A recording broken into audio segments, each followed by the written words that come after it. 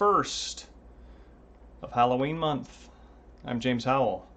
We're going to be doing the last part of The Evil Within tonight, and I expect we're going to finish that up before the usual stopping point, so once that's done we're going to jump into The Consequence, John Johannesson's directorial debut on the series before going on to the second game as the director, and play a little bit of that, see how far we get. Excuse me. 1 second here, I'm pulling up chat. I've recently discovered that Rubik's Cube is a Twitch category, which is fantastic. And I highly approve. Okay, cool. Everything seems to be in order there.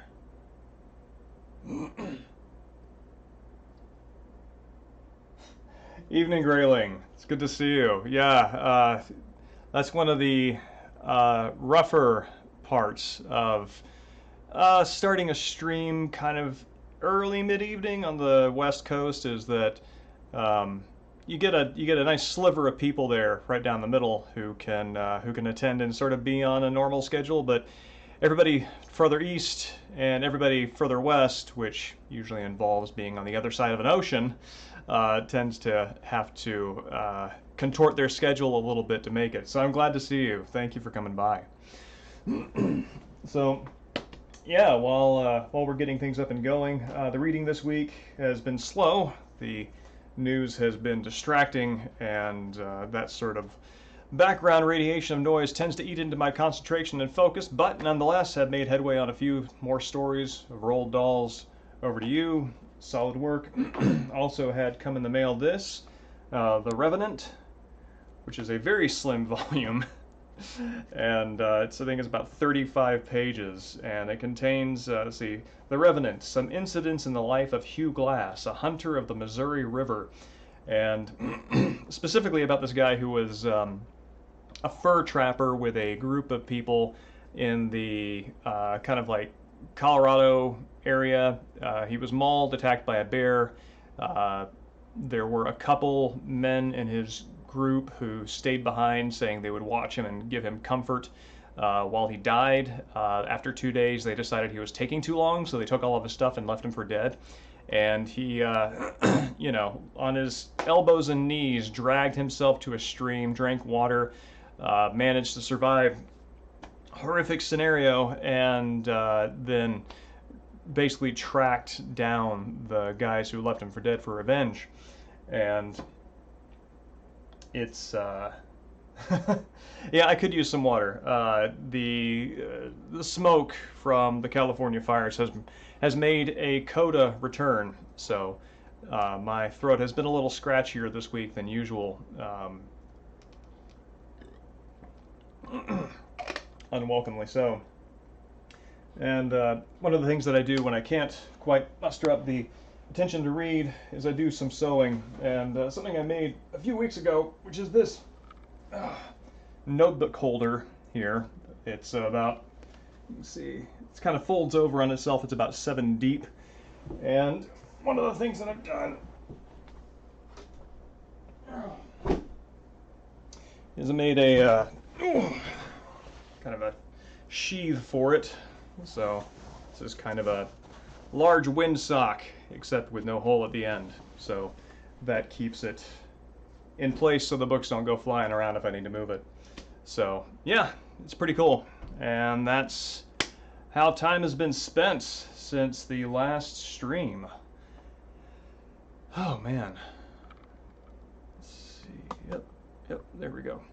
So cool. Yeah, we're at about 4.5 minutes, so I'm gonna jump into make Snuggie covers. Well, I mean, you could probably do better on Etsy, to be honest.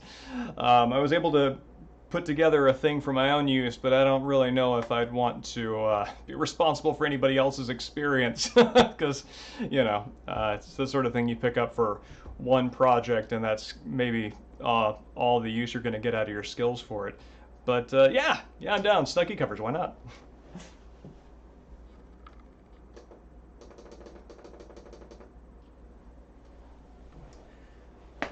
Let's see. Oh. All right, back to our photosensitivity warning. I think it's very interesting.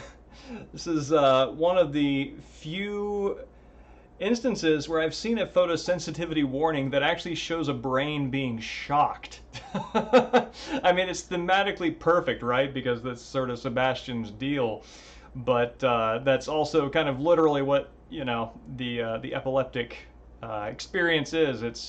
It's lights sending signals that confuse the brain. So that's a very literal representation of what it's warning you against. And I've been looking at that screen every time we've loaded this up, and I've never noticed that. I've just kind of like registered in the back of my head. Good evening, Jacket. It's good to see you. So let's get this loaded up. Well, it is loaded up. Let's get it started.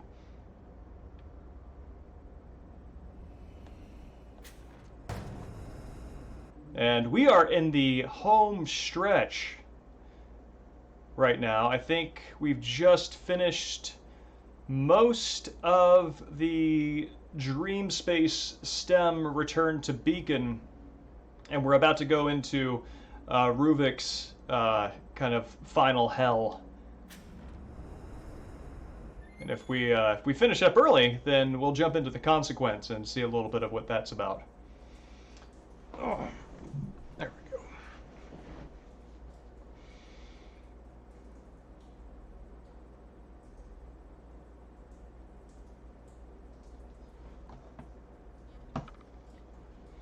Oh, I see.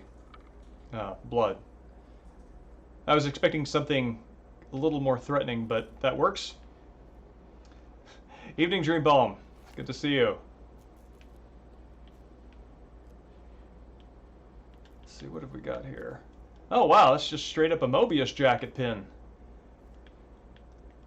It's, interesting. Makes me think of, just because this is what I've been playing lately, it makes me think of the location of the clan pins that you see on the jackets of mobsters in the Yakuza games.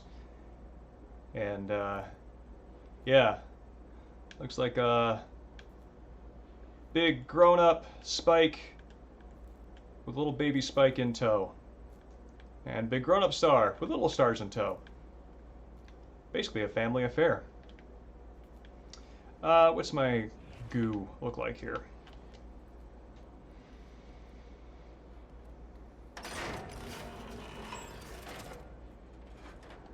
Oh, 650. So basically non-existent. Cool. I do want to point this out. I like this, that the Beacon put their logo on this monstrous machine. That, you know, it's like, hey, here's the torture device, but you know what? It's branded. So don't get any ideas about thinking about copying this for your own tortured insane asylum. And this is a nice touch, too. The bricked over window. Having been in places like this that have that sort of very roughshod patching up, it's gives me good feelings. So, prohibited zone. From this point forward, only select individuals may pass. Those without permission are asked to leave and contact the head office. Oh wow, they really mean that.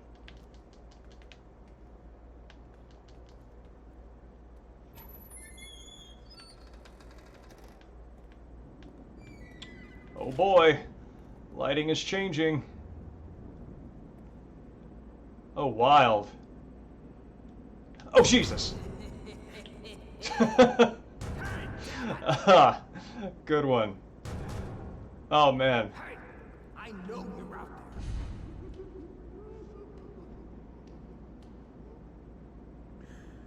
Watch out for his eye. What? If you want to live, you avoid Ruvik's eye. Watch out for his eye. What's that supposed to mean? You'll see.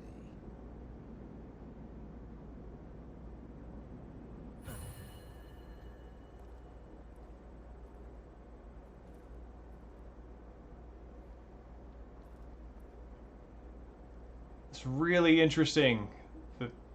The thing I was calling attention to before the thumping scared me was how they displaced Sebastian by moving the camera ahead of him, weirdly, when everything shifted into the dream world.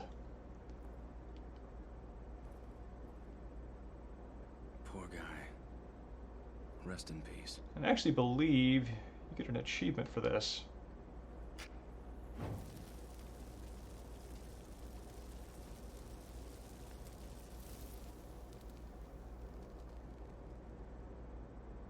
Thank you, gameplay tip friend.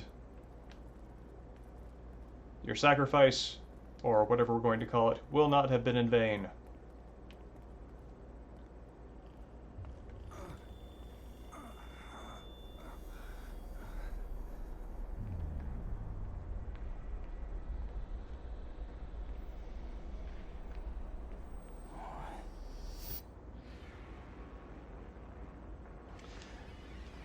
Yeah, this is bringing us full circle back to the visuals that brought Sebastian into contact with Rubik in the first place.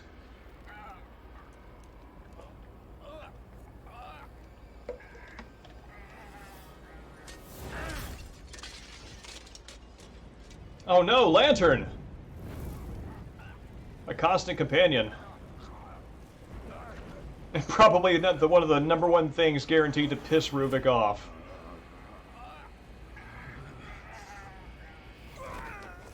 You know, being on fire.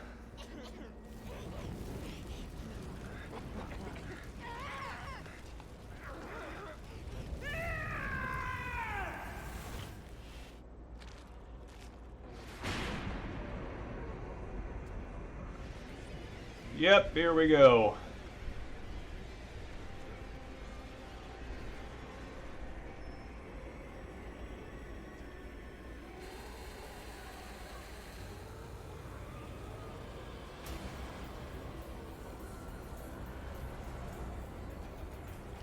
Oh, I want this, actually.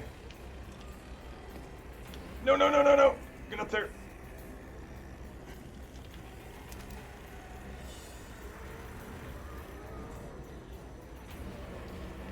Yeah, this game is very associative and freewheeling on its spatial relationships. It's good stuff. Although, actually, give me 1 second. I'm going to turn the volume down in my headphones because it's a little bit loud. I think it's good to project for the sake of the microphone, but maybe not that much. Because, realize I'm unconsciously raising my voice so I can hear myself, and that means it's too loud.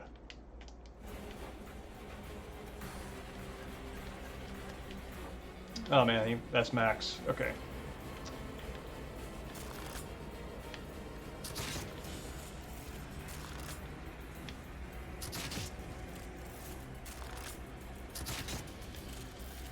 Love the ragdolling. Less thrilled about the fact that apparently it does nothing.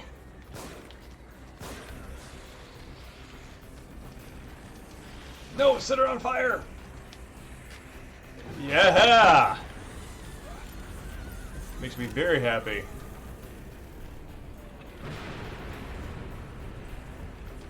Anything for that?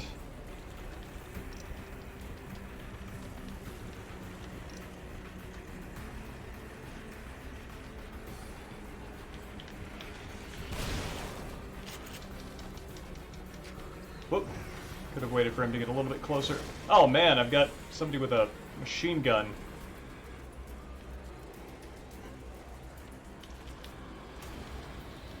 No, no, no, no! Yes, oh, no, please climb after whatever fashion interests you.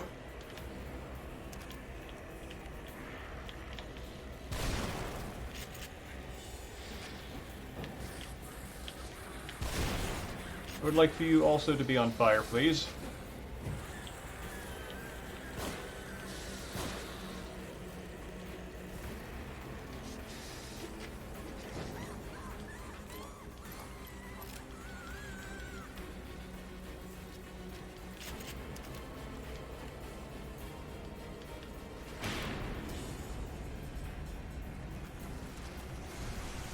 Oh, damn it.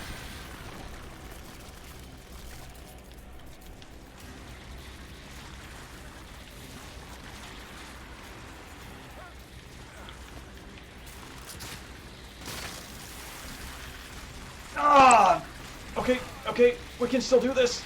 No, we can't, in fact, do this.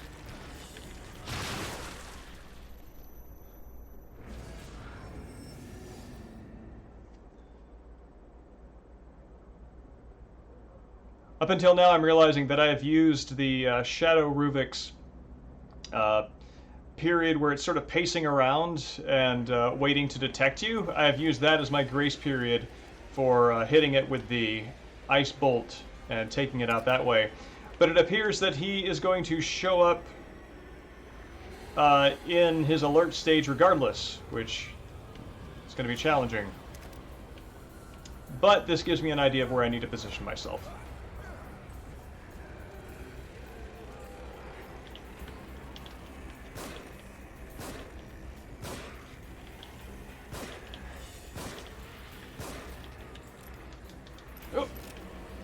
None of this seems to be working as intended. That's better, though.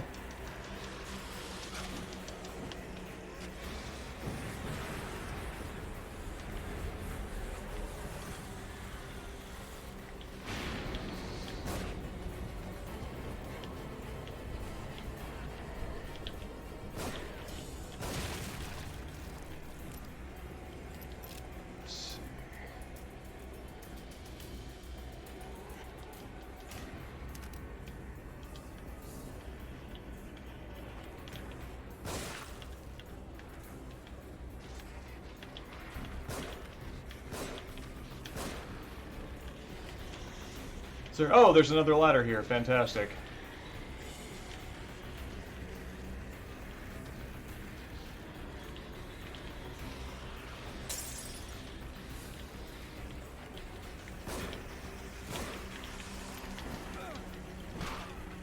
What?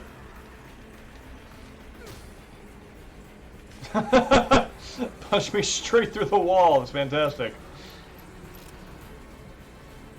What kind of ammunition lies over here? It's good. Also good.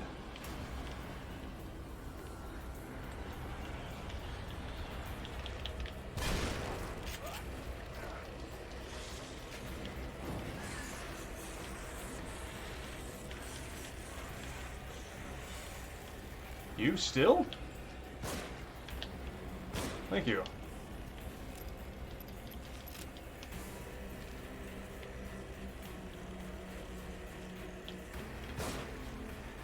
There we go.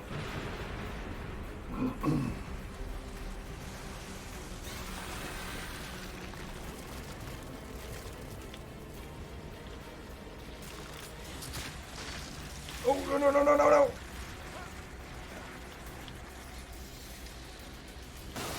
Might as well get something from that.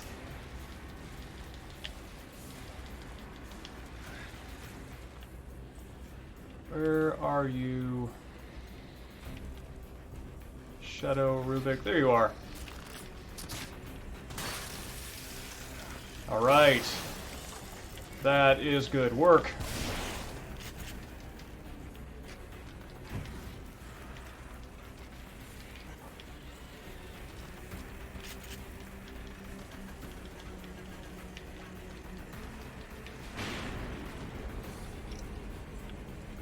All right, so somebody should be showing up pretty soon.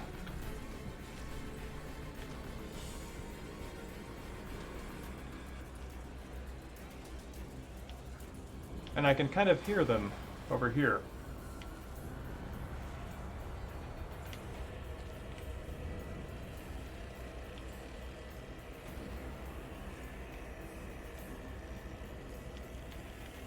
Oh, here's someone. Oh, there's a lot of someones.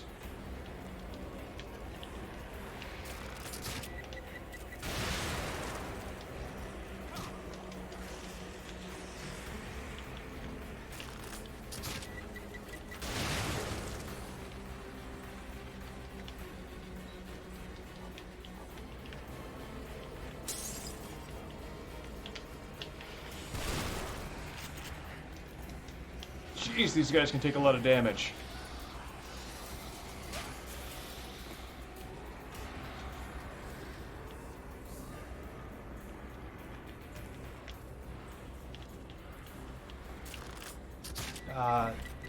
Not the outcome I wanted.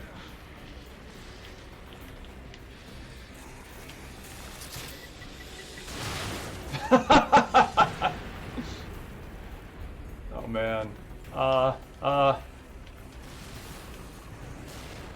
Okay.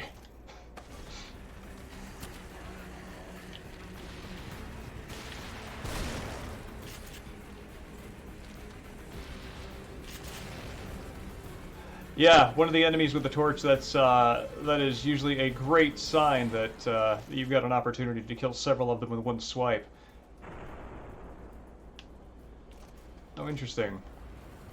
Just kind of want to listen to that as he fires another rocket, and I get to hear it in slow motion because I don't think I'm under duress right now.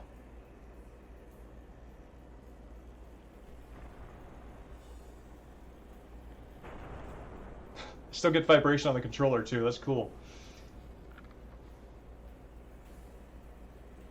A super big wimp watching main characters die gruesomely in these kinds of games. Yeah, I know. Me too. That is, I mean, honestly, that's a motivator for me to be really good at them because I don't like seeing that. I remember seeing the sort of like enemy specific deaths in Resident Evil 2 on the PSX when that was current, and you know.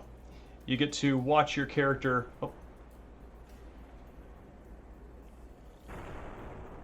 Yeah, it's good stuff. You get to watch your character, you know, succumb to the final 1 HP of health that they have during that cutscene, and then their, you know, the death cry. It's just not a great feeling for me.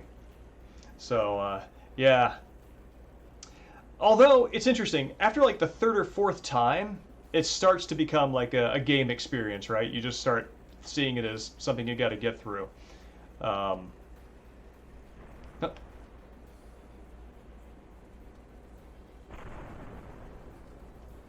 It's delicious. It's interesting how the background kind of sometimes gets really clear and then goes back to being out of focus. I just want to see that happen one more time. See right there.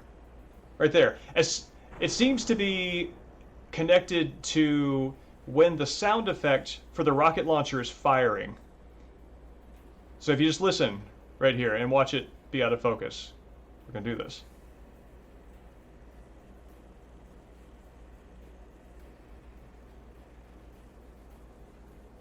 I think it's reloading.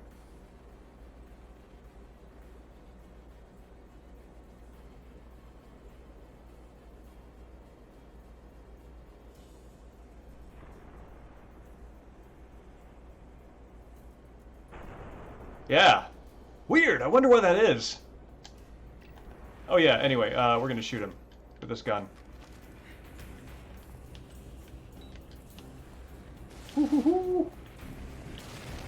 No, friend.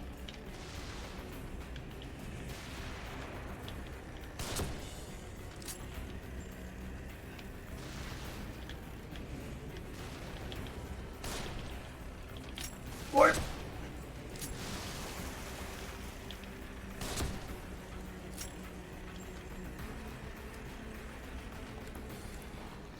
Okay, this is probably a good time to make a bunch of these.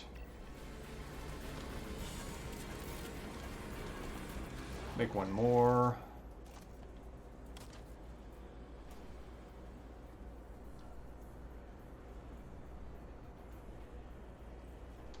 Oh, wait, yeah, he's still coming. I'm not going to waste a bunch of ammo on you.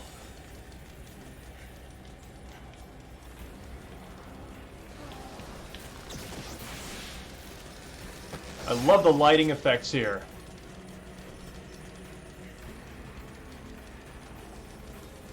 Actually, you know what I bet it is? I bet it is some sort of shaking environmental visual effect that happens whenever he fires the rocket because the sound is accompanied with something sort of haptic in the environment, and that just plays out differently when you're at that inventory screen. Is what I'm gonna guess.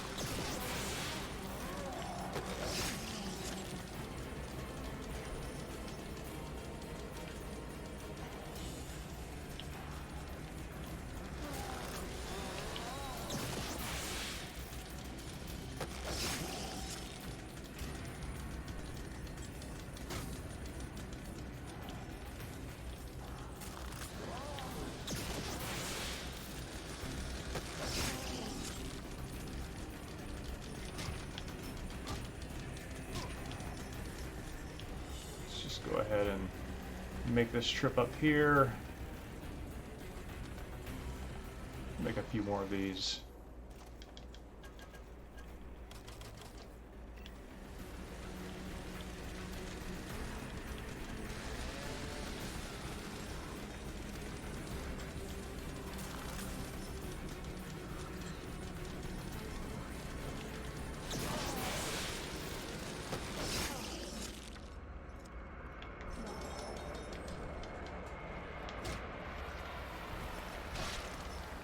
Oh, cool.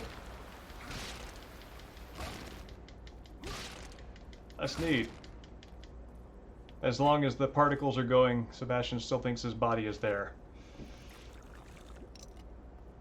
Oh, they're more than disrespectful. They're chipping off a whopping 3 HP with every hit.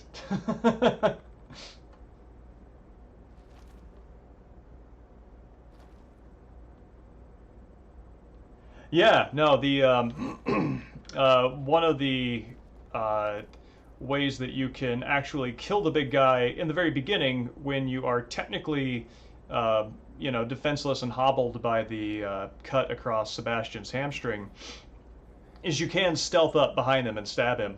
And some players have managed to, yeah, you can stab him, you run away, hide in the locker, and he forgets about you. Some players have managed to do that, like, I think it's like 13 times consecutively. It's very hard. I've gotten as far as 10. And it actually kills him, and you get like a ton of green goop from it. It's ridiculous. But yeah, the stabbing's a great way to take care of him.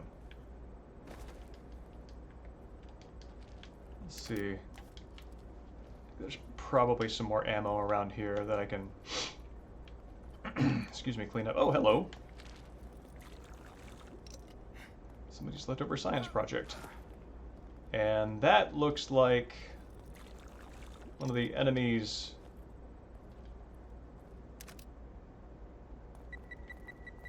Yep, that's what it is. Oh no, my lantern! Oh man! It was a cutscene death. You just kind of reflexively reach for it and it's gone. I mean, not manually reflexively reach for it, though I guess clicking L3 kind of qualifies that, but emotionally. I was like looking for it and it's not there anymore.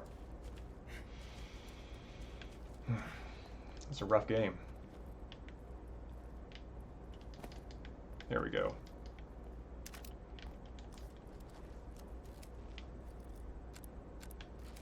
Cool. Reload this. This is good. Cool.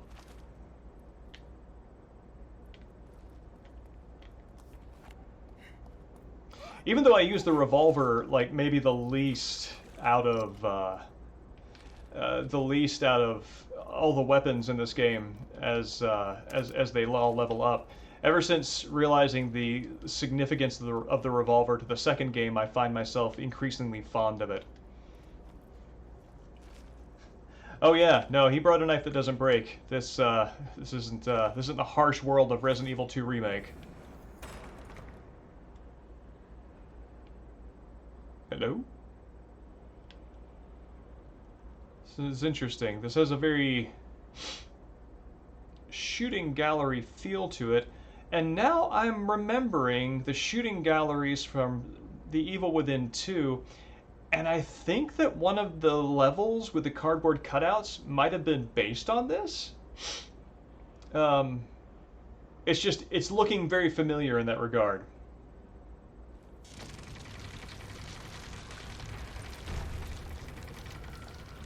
Nope, wrong thing.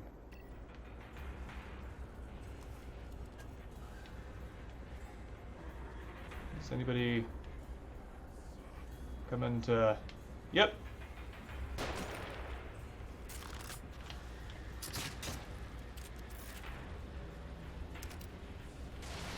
Good.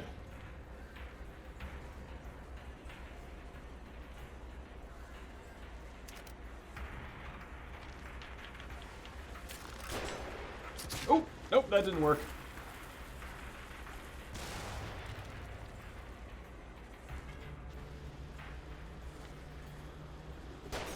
By which I mean missing my target did not work.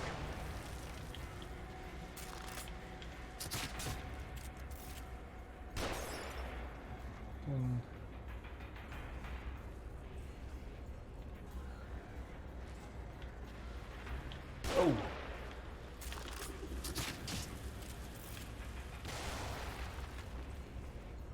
Could have sworn I hit that dude when he had a lit stick of dynamite. Yeah, that's actually one of the things that makes Evil Within 2 feel very much, again, like an extension of Mikami's RE4. That particular kind of shooting gallery. I think that's something that most of us who really got into the combat of RE4 in particular really sank into. Because it was a good way to get cash.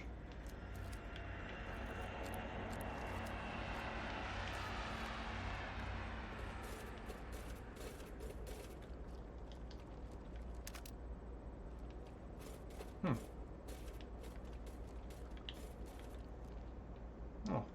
Ruvik's unconscious has recreated these hospital equipments with a surprising degree of accuracy. I think if I were asked to draw a wheelchair, I would be very hard pressed for anything outside of the seat and the wheels and the handles. But he's got the canvas folds all down and recreated for haptic verification.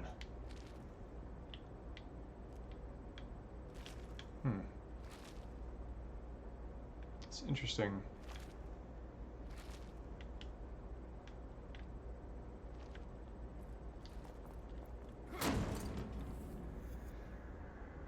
Core balance between pistol, shotgun, and rifle. Yeah, actually, that's the when I think of weapons in survival horror, that is the holy trinity that I think of when I am expecting, what I'm expecting out of combat, with maybe the surprise grenade launcher thrown in there as well, which is kind of just like a really powerful shotgun, if I'm being honest with how I think about it.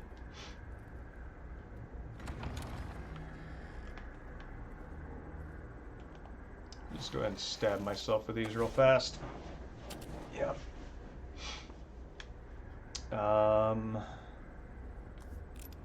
Okay.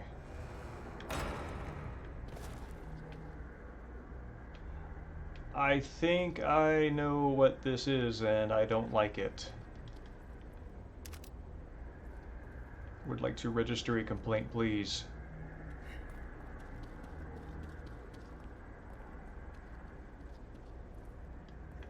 Yeah, that doesn't doesn't instill me with confidence.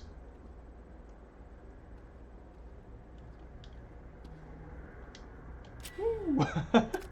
Close. Where does the Magnum fall?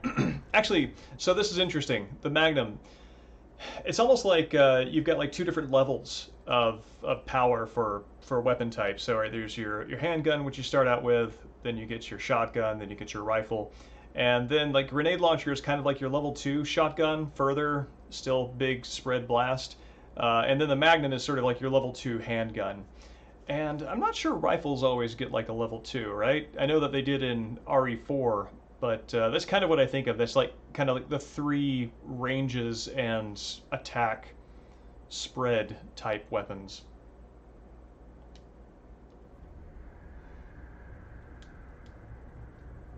But yeah, Resident Evil has been my starting point for all of this stuff in terms of gameplay expectations, and it really set the pace for a lot of that stuff just in the genre overall. So I think that has influenced expectations both on the design side and also with players. Like I can hardly imagine a more standard like combat progression. Pardon. Yeah. So that's number 1 and that's number 2.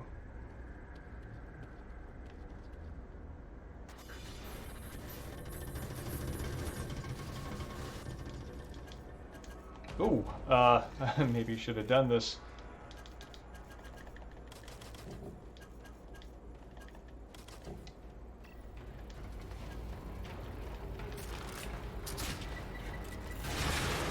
Woohoo! Haha! Almost skewered me there.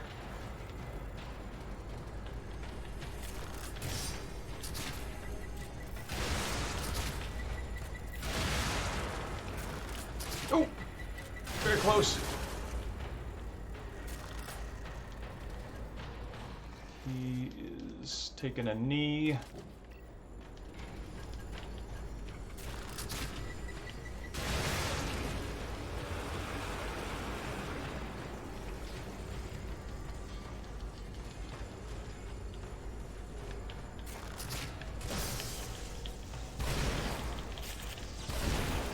Just skedaddle on here.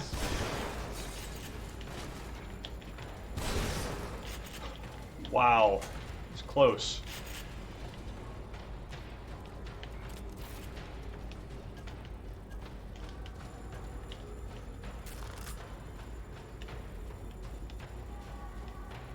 Where are you? I don't like being there now.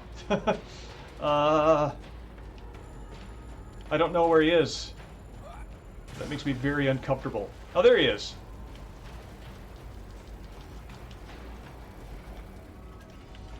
Oh, no, no, no!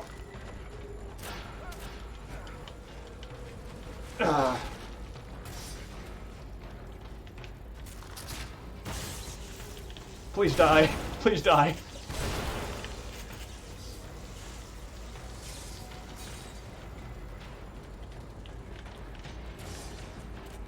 Okay, that's good.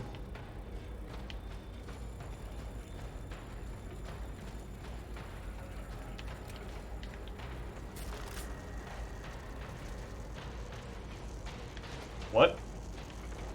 Oh, okay. Dead Space? Oh yeah, Dead Space is a favorite.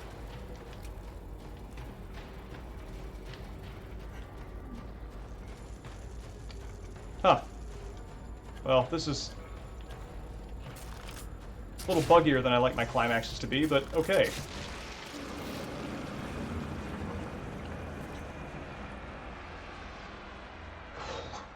Good lord. Yeah, rifle is the niche weapon. I agree. I know, right? As soon as he starts hobbling on the environment, that kind of takes you out of it a little bit. Oop. And I feel like there should be a word for this experience of having cleared out a boss with a greater amount of tension than you really needed because you were not aware of the bounty contained in the environment. But now that you've defeated the boss and you are kind of scavenging, you appreciate exactly how prepared the game wanted you to be.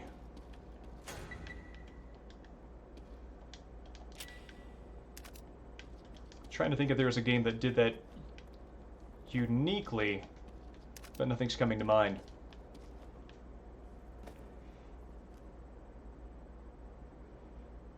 Isaac Clarke is a shining example of a silent protagonist becoming a voiced one and a follow-up being really cool. Oh yeah, I like that. I liked Isaac a lot. I felt that I would add a caveat. I liked him voiced better in the second game than I did the third, just because I mean I actually kind of felt like the second game wrapped up the narrative and his arc very well. This is interesting. A lot of wheelchair table lamp pairings there. Wheelchairs turned dynamic, ski-free descending the slopes angles. Also, really weird thing the lighting does when you pull your gun.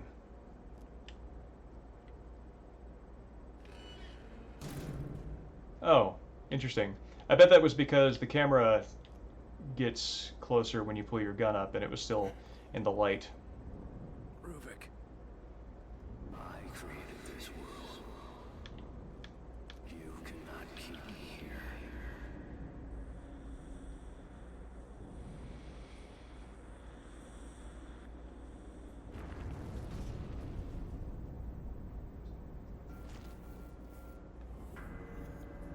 I'm actually going to be really interested to see if the wheelchairs and the tables keep their places as I move forward.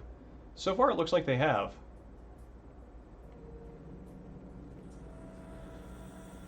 Yep. Just gonna mosey my way on over here. No, thank you. Alright, so here's a wheelchair. No table, though.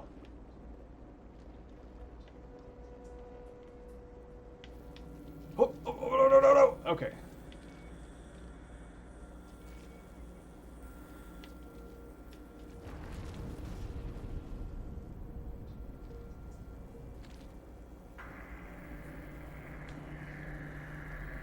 Oh, there's the table. It just got shuffled around. No, I don't need that.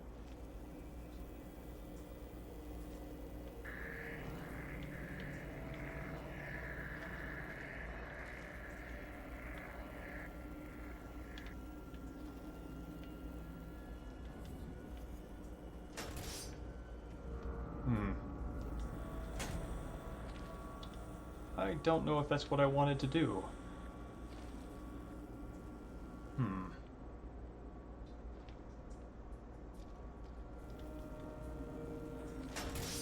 Okay, definitely not what I wanted to do. Oh! Oh, wow. Alright. Is there a bear trap or something, or is it referring to these, probably referring to these wires?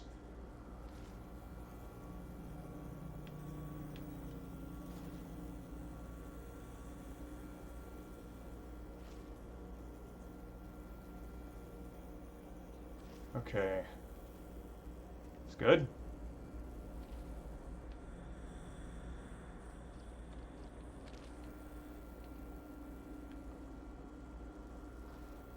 Oh, don't come over here.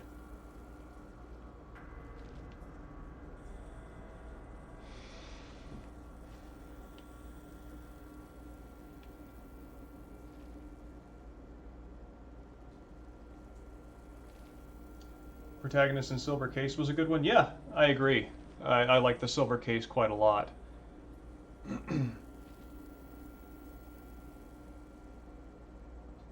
Like Batman Arkham Asylum. You know, I can kind of see that.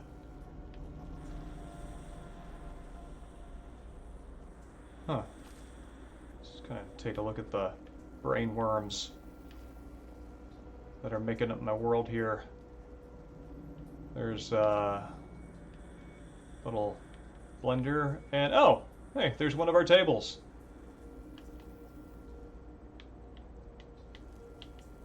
Oh, okay. Well, that makes that easier. It would certifiably have no wrinkles if it were your brain. Oh, I don't know, I think you give yourself too little credit there.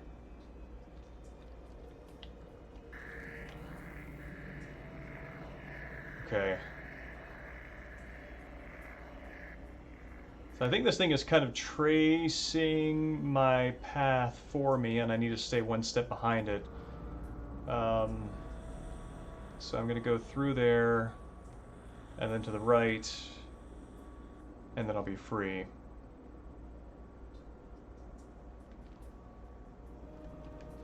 Okay, here we go. Start up on the column. Move this way. Move this way. And we got it. Excellent.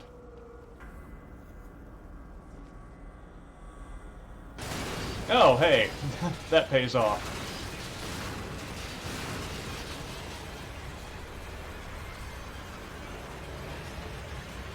No, no, no, no, no, no, no!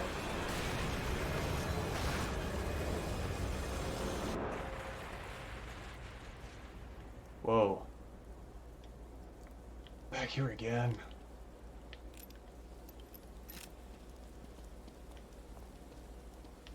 Huh. Well, this place looks like it's in worse shape than it was the second time I came here in the dream world. I'm actually really curious to see how far it'll let me go back.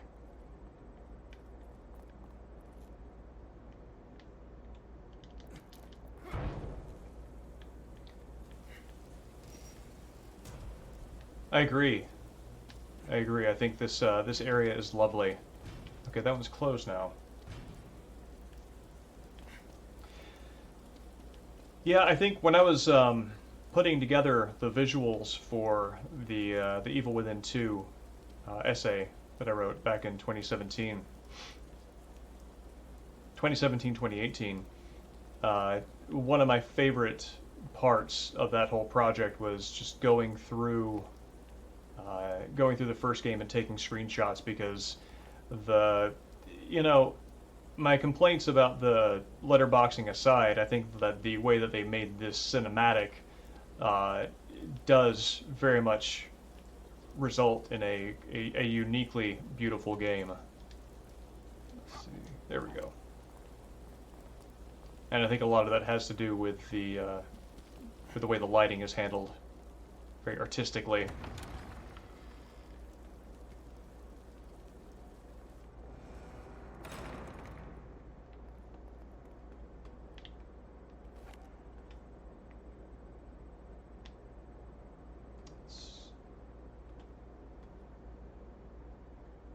That looks like the church.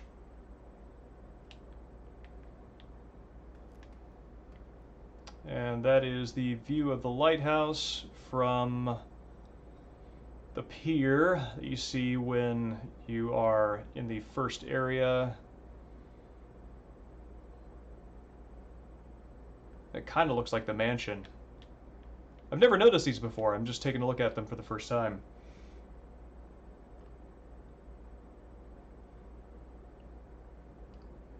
Right before you enter the elevated subway linking to the hospital. Yeah, the entire outdoor areas were truly lovely. Can I go in here now? No, I cannot go in there now.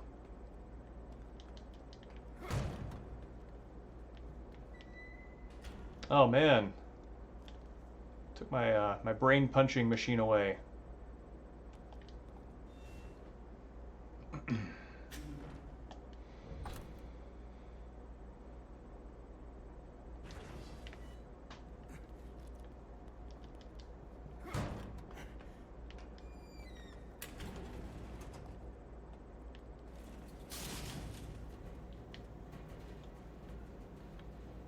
All right. Heading to the top floor. I never noticed that the elevator hand up there moves for.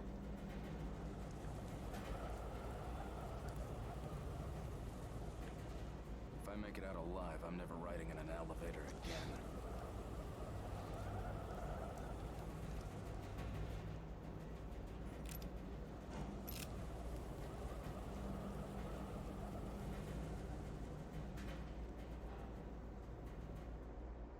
Huh. Oh, weird. It resets back.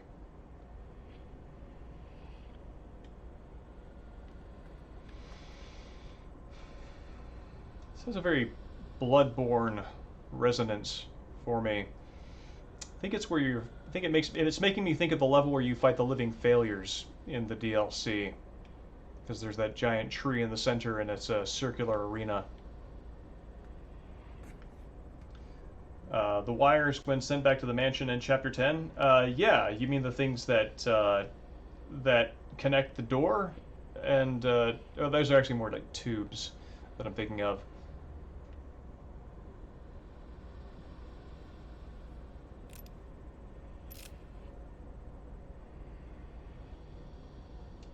The wires were despawned when you didn't light up the lantern. Interesting.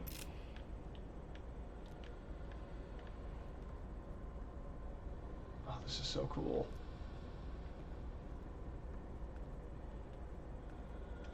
I love how intricately they made the ceiling. A lot of depth there. Not a catwalk.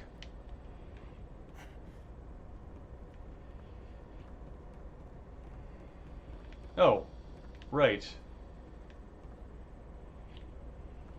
Also, down here. Connolly.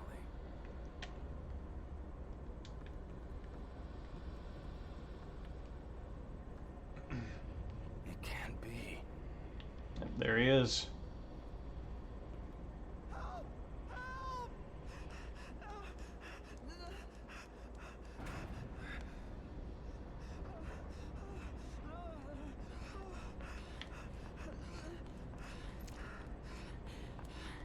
Sebastian, get away from him.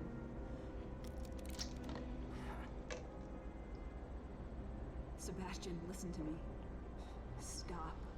Your interests are the same as ours. Look, I get it. You're not just some rookie detective, and this is not just some ordinary kid. You killed Joseph and you shot me. So right at this moment, that's enough reason for me not to trust you. You're a good man. That's why doesn't matter anymore. If you know who this kid is, if you know anything, you know why he can't be allowed to live. Bullshit. It's Ruvik. He's the one that...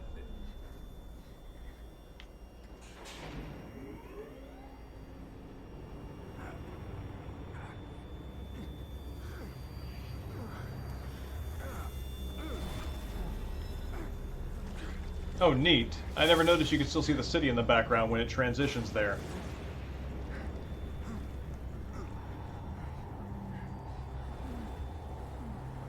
Oh, actually, that's not quite the city. That's just some rubble.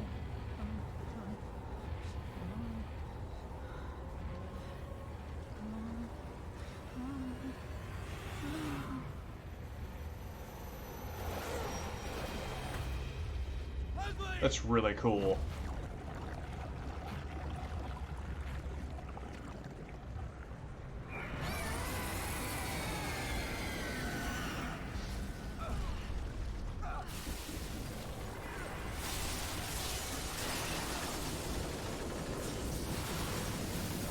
That is one way to diet. That's how you lose water weight. Evening time, zombie. It's good to see you.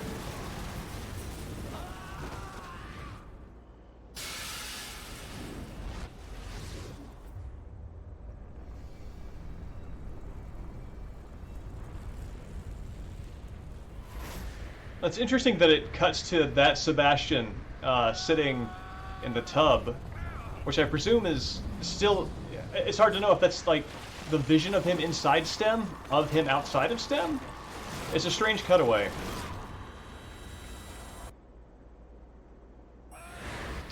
Ugh.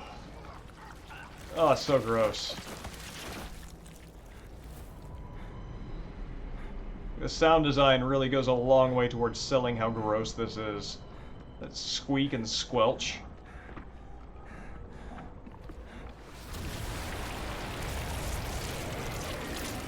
Test out chroma key for your Twitch stream later.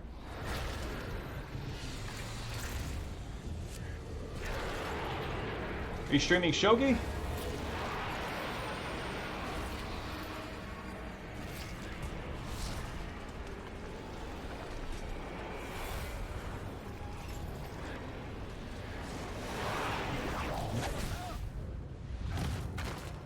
Oh, green screen. For some reason, I parsed that as being like a blue screen of death-esque. But no, you're talking about thing behind you. Yeah. Ooh. Well, there goes that.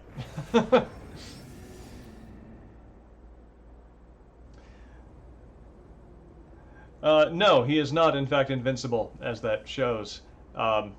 Apparently, he can't be killed by anything that is environmental. Only organic things can damage him.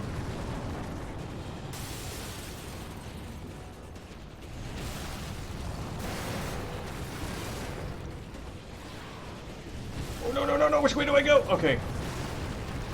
Ooh.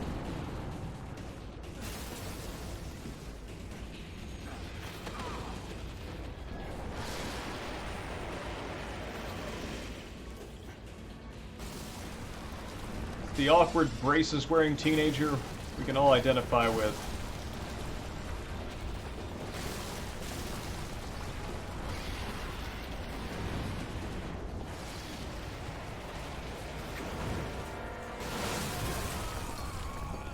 Yes, Sebastian, cursed to survive every encounter with masonry.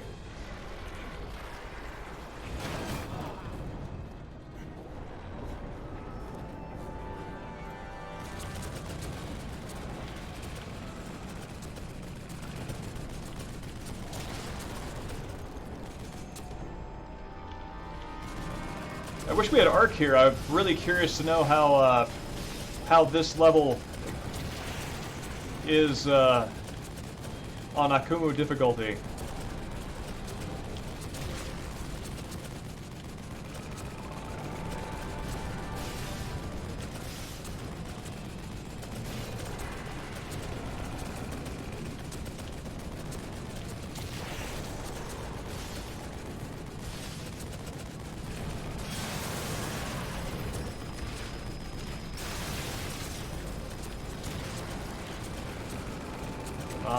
There we go.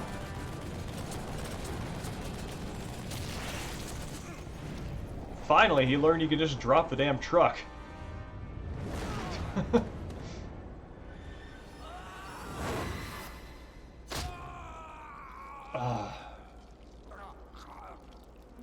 Okay, maybe not all masonry.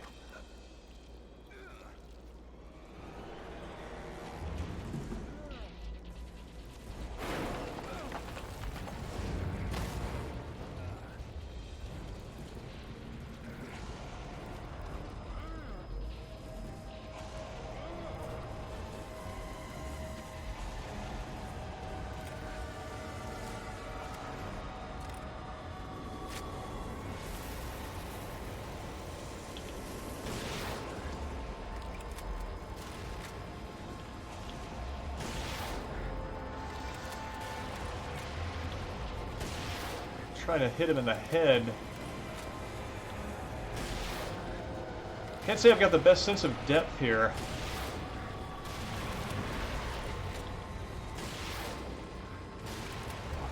Yes, yes, yes.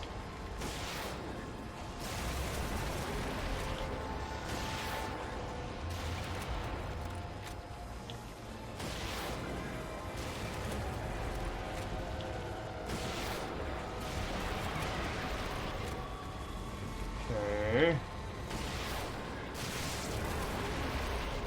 Good. Rocket to the brain.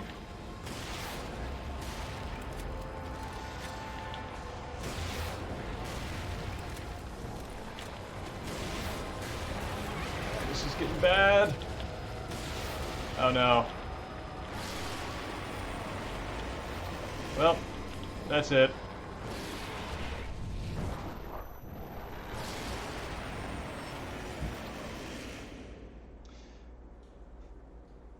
Very much a Rambo moment. Yeah, I'm just thinking, like, with the blowback from firing a freaking RPG, I can only imagine how much that's jostling his innards right now.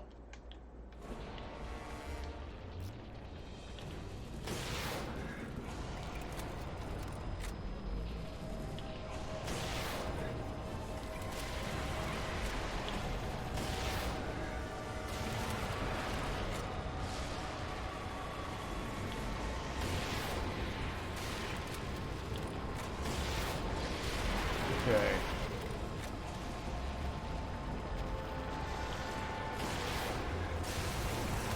Okay, that shatters the glass.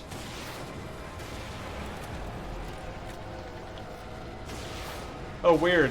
If I try to click the R3 button, it gives me a little icon that says I can't do that. This is getting down to the wire.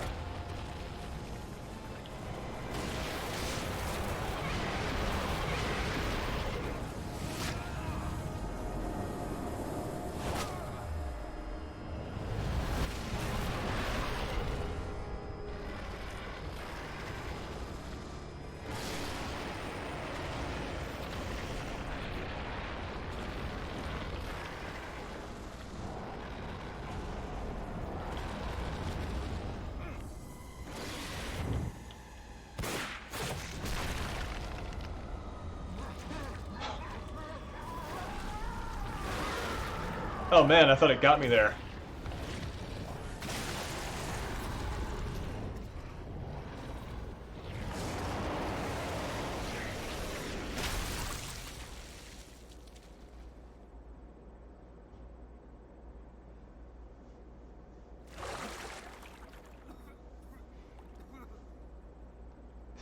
Yeah, no, Sebastian's a survivor, all right. Oh, man. I guess at that point you just want to rip the thing out before you're really fully cognizant of what your situation is, right?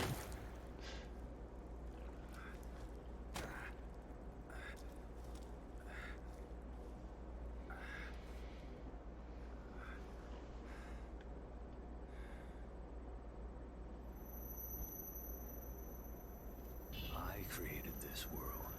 You cannot keep me here. Ruvik. I'm going to finish this. Doesn't look like anybody else is in these things.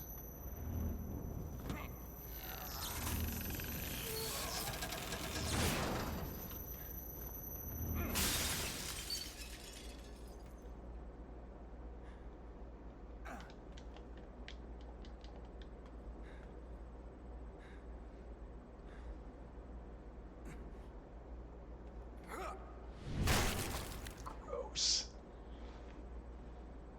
Vital signs, sir. Handles on the tub for the deliriously recently awakened, yeah. Yeah, I know, he's still in STEM, but apparently that's like the final representation of Rubik that enables it all to end. Leave that one.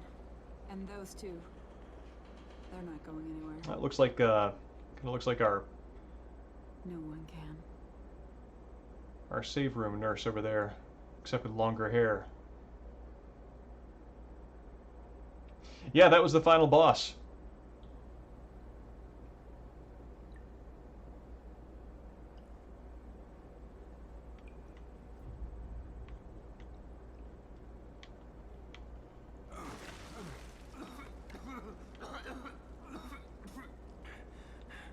Thank you.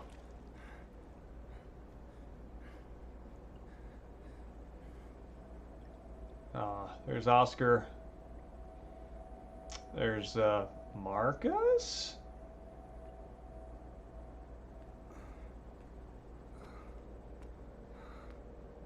Oh, and the brain is gone. Wonder... So, like, at this point, I think what's happened in the interim is that Mobius has packed up their stuff and gone.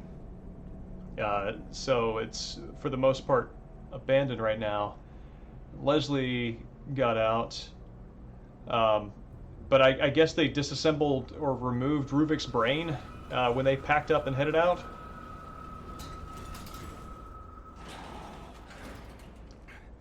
Yeah, no, they escalated that from the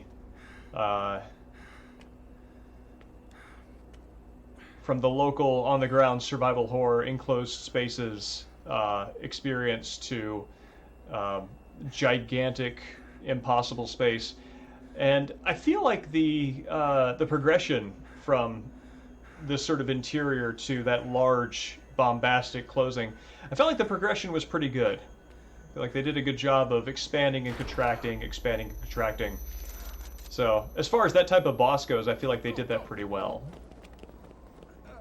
Detective, are you all right? Is there anyone else? Just give me some real fresh air. Man, that is how I feel every time I step outside for the first time after the smoke clears after the wildfires. I have feelings around that.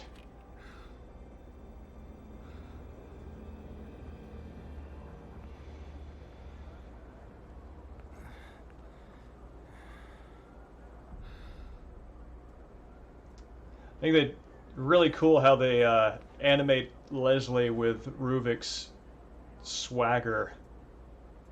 They do a really good job of communicating with that body language.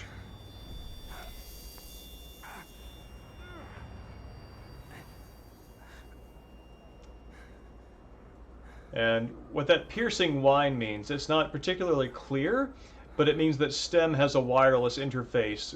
You know, Sebastian was hard connected to it with the shunt in the back of his head, but that piercing whine, which they heard over the radio when they first approached, was a wireless connection. So Sebastian remains connected to STEM in some fashion that is independent of the actual apparatus here. It's really interesting that there are other cities that there are other buildings in that city that are on the level of Beacon's lighthouse, and also taller than it, and that would be really obnoxious to be working in one of those offices with a window and have the mental hospital's lighthouse just pivot through.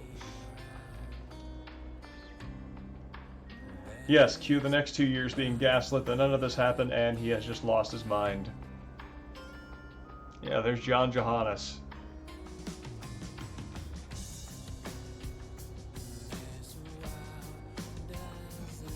Pardon me.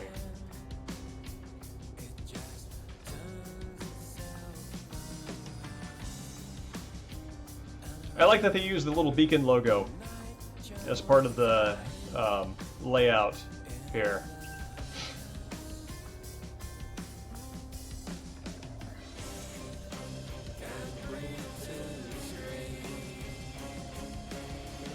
Just change the final boss and it would have been a 10-10 satisfying conclusion.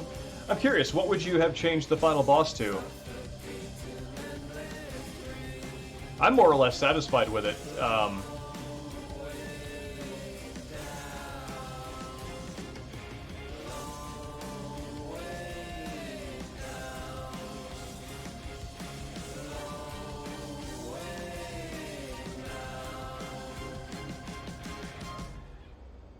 wonder where Tango's based out of. Because Bethesda published this, I just have this game's development incorrectly set in Maryland, even though I know that's not true.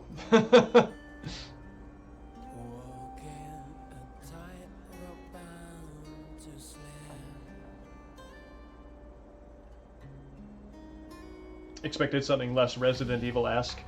Yeah, I think that also factors into my feeling about this game being like Mikami's MGS4.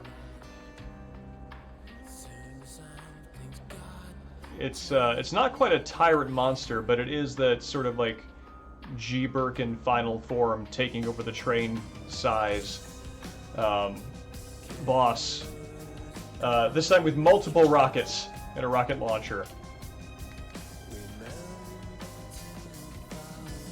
Though I do like that Sebastian's revolver is the thing that deals the final blow. It kind of makes the final killing blow a little more intimate than the Resident Evil rocket launcher tyrant explosion.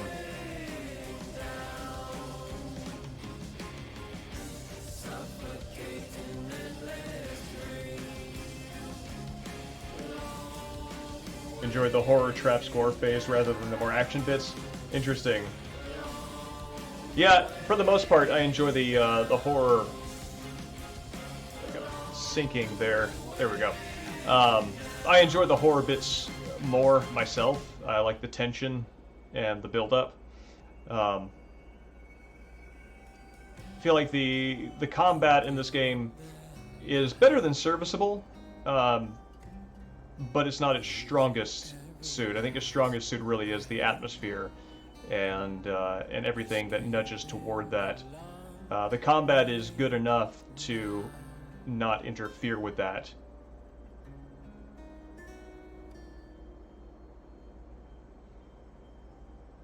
Can't say the same about RE4 because these moments are far away between. Do you mean like the horror moments are far away between, or the reverse, that the big action set pieces?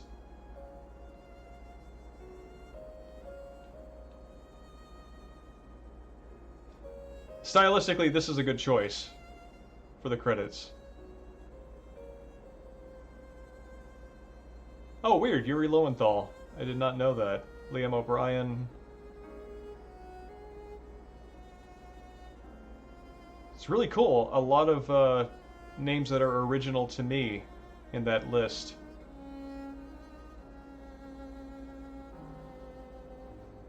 Thanks, Grayling. It's always great to see you. Glad we got to have some of your time tonight before you head off to sleep. Have a good rest.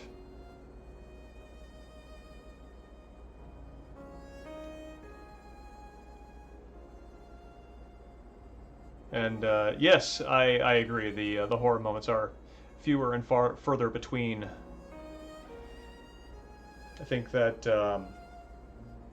Oh, did they show the Japanese VOs already? Did I talk through that? Shoot.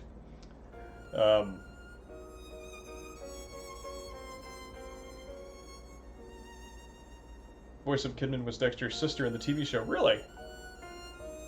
Jennifer Carpenter, I think it was.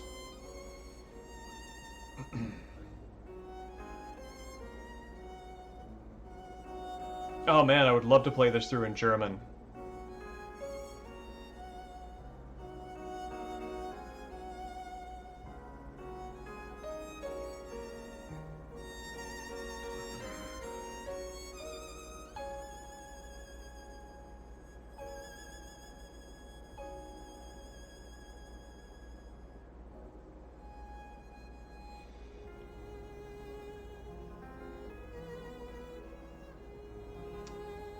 That was Masafumi Takada. Interesting.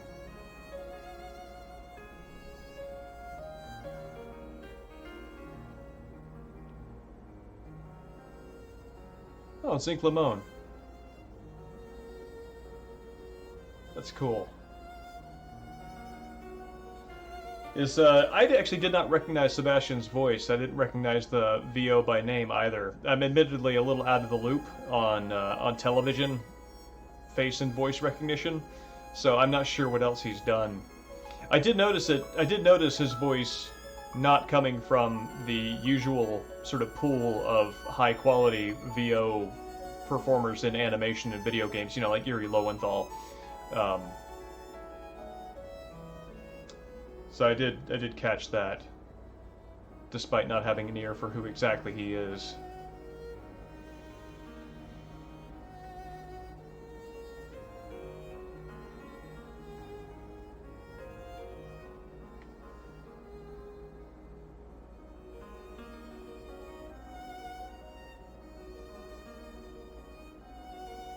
Wow, Bethesda's got a hefty admin department. Or was that ZeniMax? I think it was ZeniMax.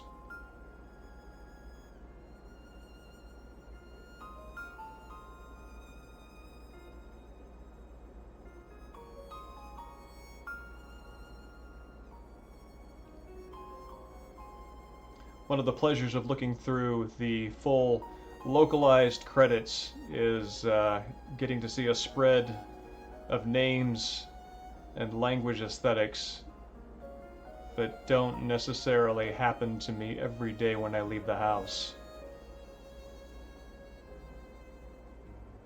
Pam van Griethuisen.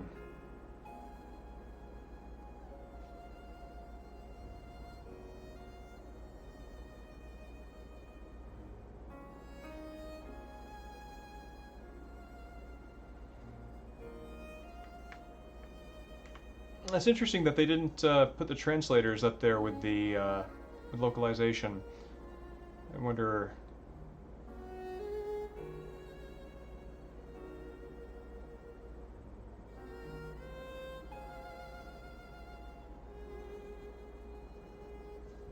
Oh, that's interesting.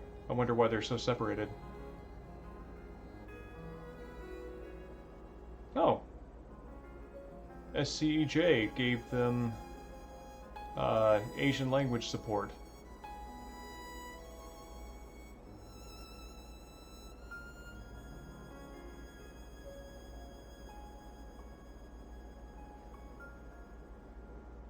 Mark McDonald, I think he's 8-4 Entertainment. That's cool that he's in there. Also, if you check out the 8-4 Play podcast, Mark McDonald, who is one of the hosts of it, interviews John Johannes after The Evil Within 2 was released. Interviewed him after The Evil Within 2 was released, and that's a good episode.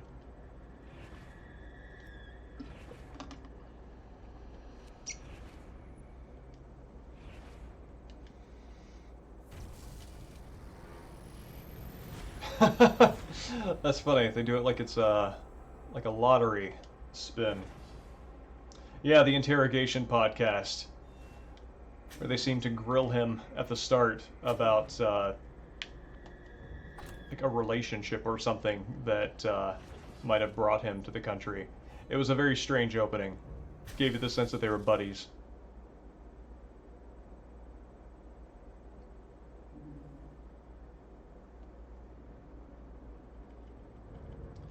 Yeah, so I want to take a look at the fish monster, whose name I don't remember, but the model in here is just tremendous. It's huge.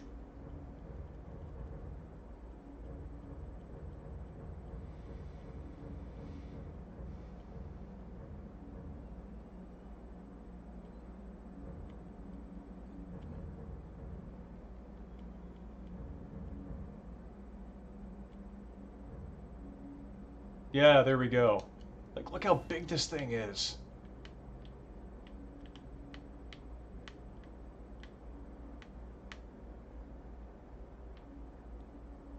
Just huge. Oh, neat. The individual strands of hair move as you rotate the model. It's kind of neat.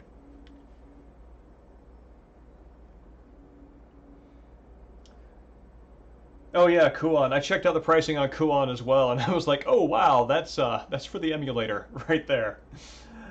Evening Space Hamlet. Yes, you just missed the ending of the main game, but I'm gonna hop into the DLC after I take a look at the model viewer for a bit. It's interesting they put one of the levers there.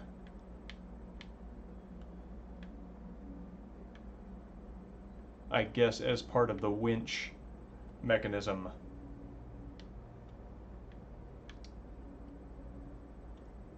That's interesting. So its tail splits at the end like a whale's, but it has two hands on the end instead of fins, with what appear to be anatomically thumbs. So it has hand fins with thumbs.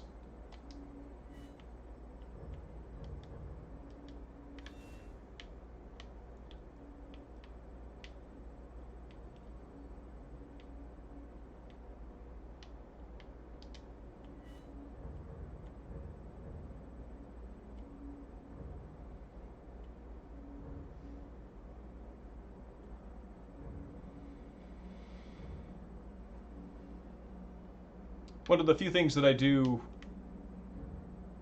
wish, if I had a wish list of how I would like the game to be changed, I would like the enemy names to be a little more interesting. Shikyo and Quell, those are neat, but Trauma, Sentinel, Heresy, those are a little less interesting to me.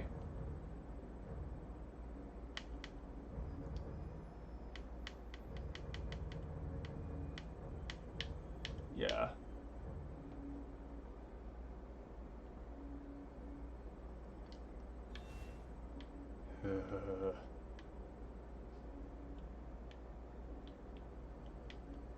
The fact that her hair moves when you move the model gives her a sense of being alive that I hate, honestly.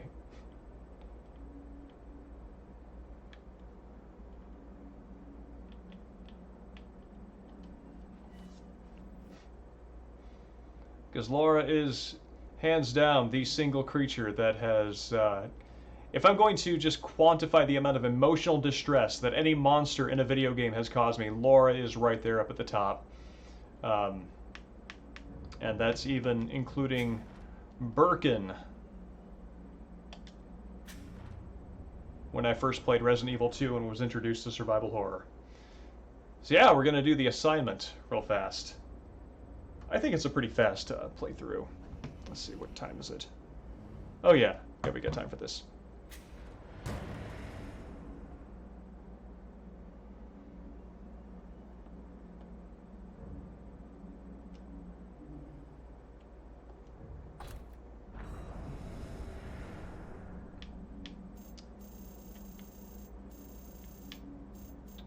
Oh yes, this game introduces cats as an element to STEM, and I think is a bold step forward for the series overall for that.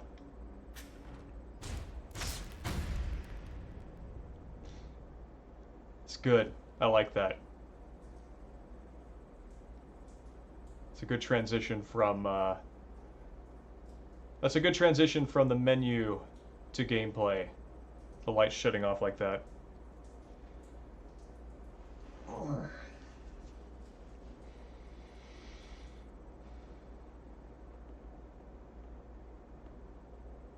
They existed together, but each saw things their own way. It was as if each patient's consciousness filled in the blanks, creating their own reality.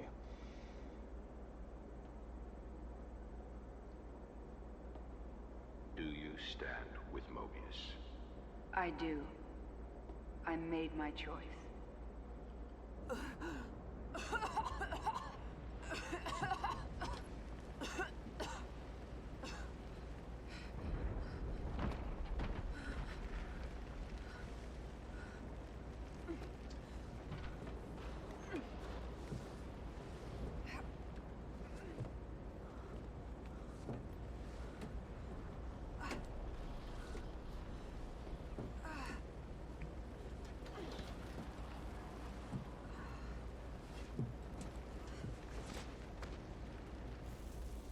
So I'm going to answer chat in just a second, but this is picking up Kidman's story right after they've fled the hospital.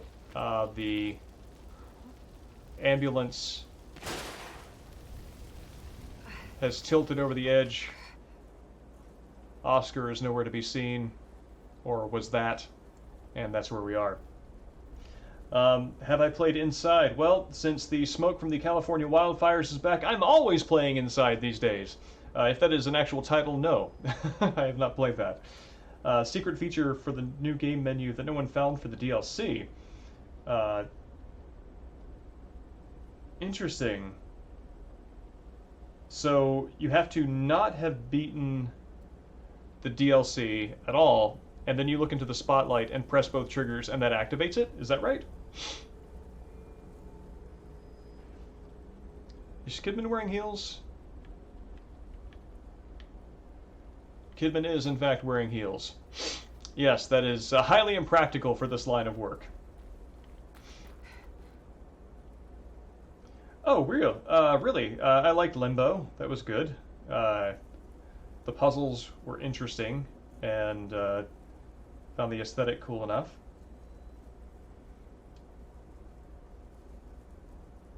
Interesting. Yeah, I'm... The crash. I wasn't alone.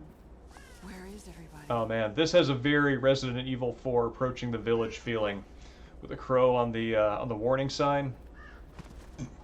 Pardon. Though this has a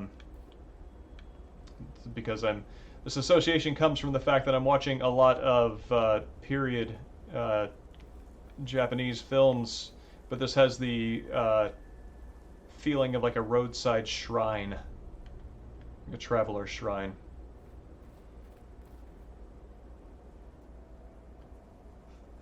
Wearing heels is in dense forest. Yeah. Well, I'm just thinking, like, given like how porous and soft the ground must be, like every step must be like taking like the heel part and just puncturing straight into the ground. So she might literally be walking on her heels.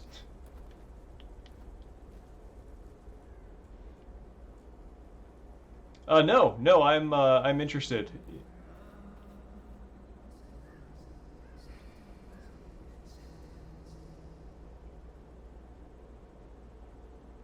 Can hear Leslie singing. I'm interested in new horror games, absolutely.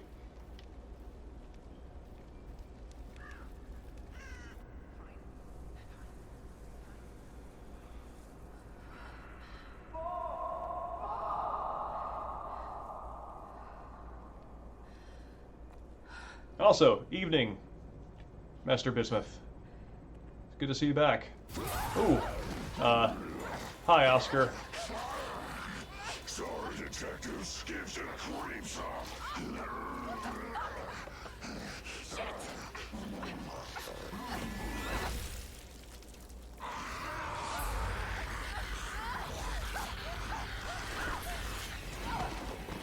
Oh wow, they actually leaned into the heels as an actual part of her costume there.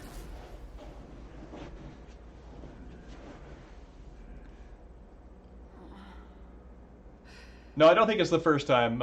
You've chimed in and said hello a couple of times before, but at least enough for me to recognize your name. So it's good to see you back.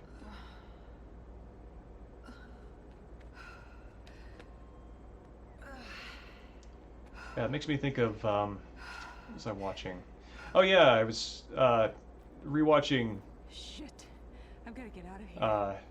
Harry Potter and the Chamber of Secrets, and I think he kills the basilisk by taking the sword and stabbing it up through the roof of his mouth, and it comes out the top of his head. And palate punctures. I don't think there's a specific horror around that, but palate punctures make me very queasy, and they create that sense of sort of sympathy pain that you get when you see somebody injured in a particular way. Um, I often get that feeling also when doing heat maneuvers playing Yakuza.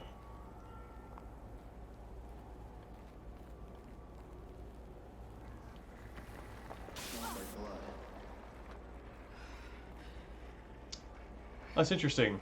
That television distorting effect does not occur during Sebastian's story. That's unique to Kidman.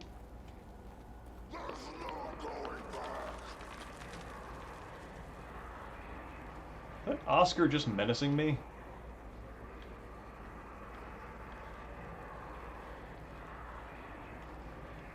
It sounds like there's a lot of them up there.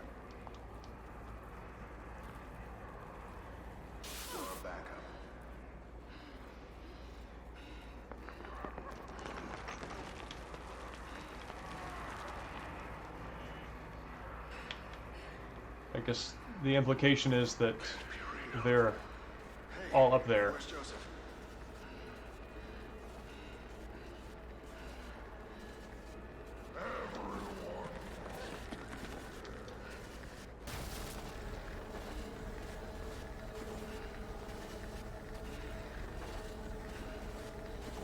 Yeah, they're really leaning into distorted television effects to communicate Kidman's disorientation. Settle down, Leslie. Leslie.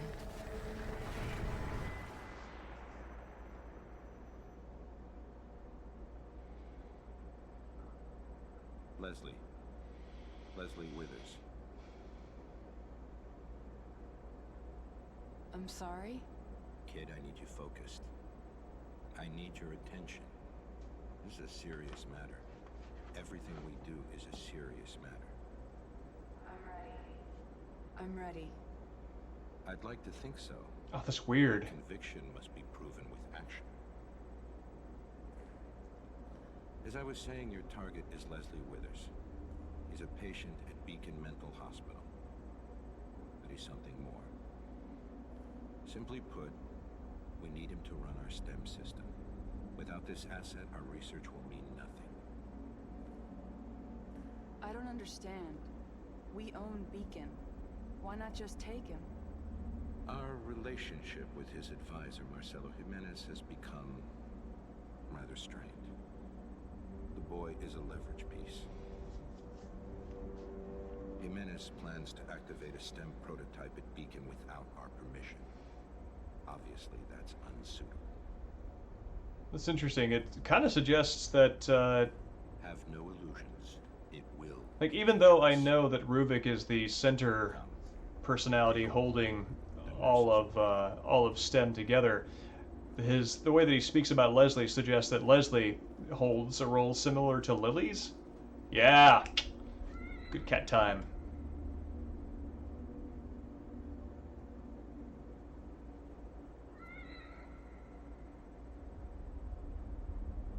Hey there. Where did you come from? This is a creative choice I respect. Let's see.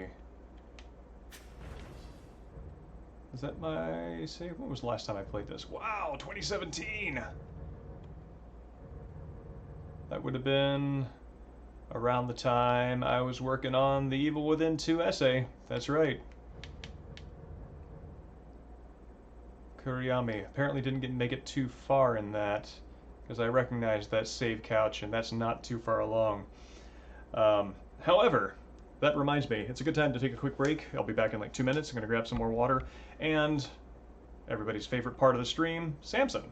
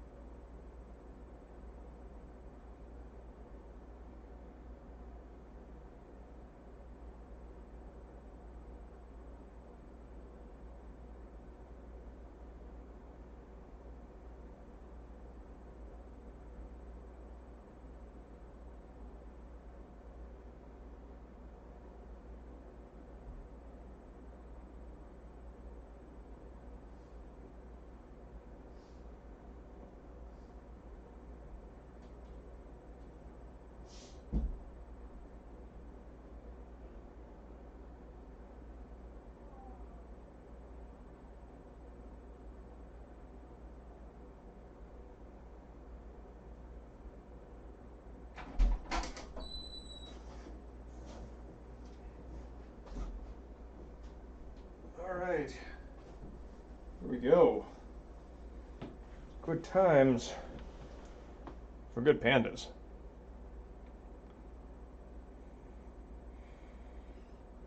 This is our halftime show. This is Samson's 4th debut on stream. I figure if cats can have 9 lives, they can have 9 debuts. It is not, in fact, a contradiction of terms. Oh, because they're solid animals. This one is a very solid animal.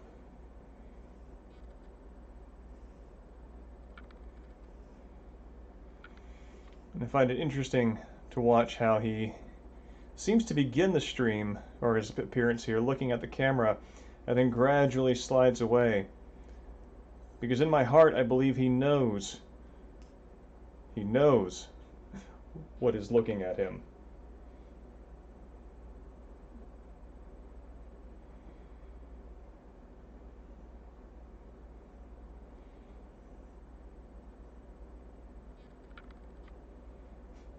Yes, he is a floofy tux. That's That's what he is. He's a big boy. Always ready to go out on the town.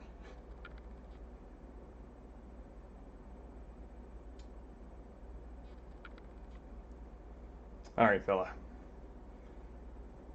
You've let the people know. So, we'll return you to your bed.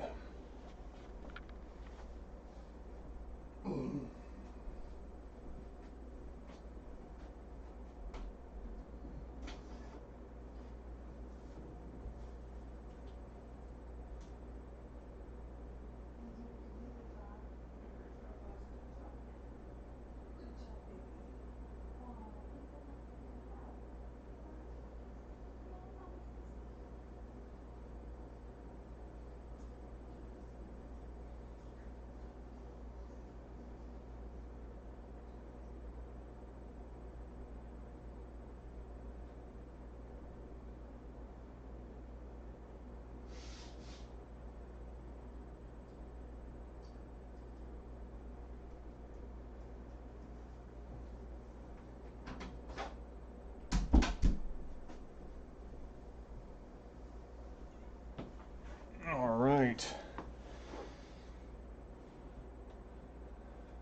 Yeah, he is a fine, fine fellow. There. Let's see.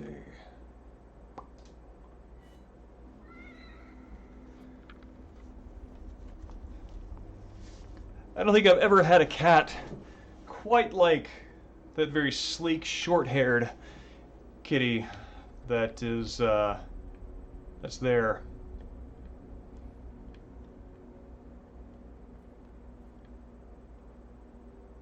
It's really interesting. There seems to be this sort of corona around the ribbon. There's a little kind of glowy effect on it that makes the stark, pure black color of the cat stand out even more.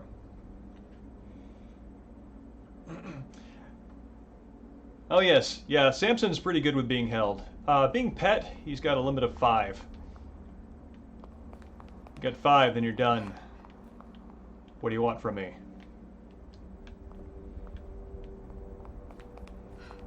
Oh, that's right, Kidman's got like zilch stamina.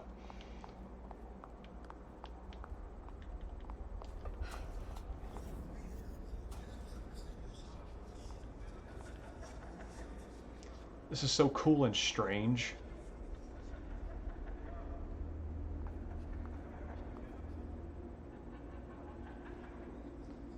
It's like the faces are ashen, and they have the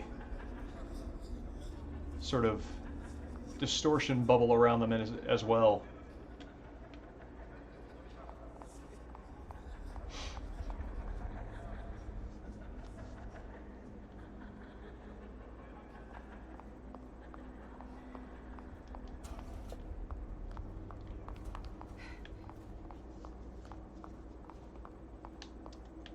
I really like this atrium, and I am intrigued that it appears to have, the layout has a design similar to STEM's, with a large central plant-like structure standing sentinel in the middle, and sort of like radial spikes outward.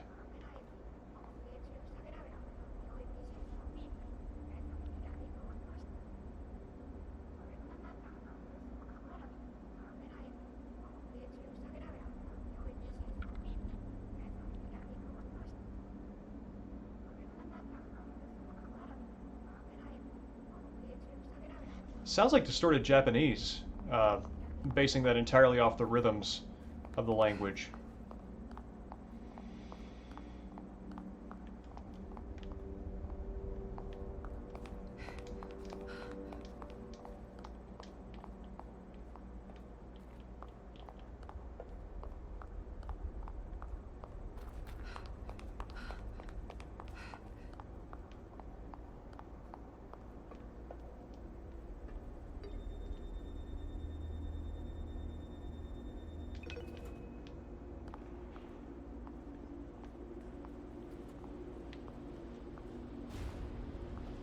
If Jimenez activates the system,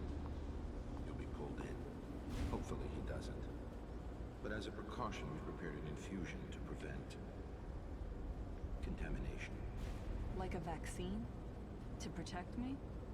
More accurately, to hide you.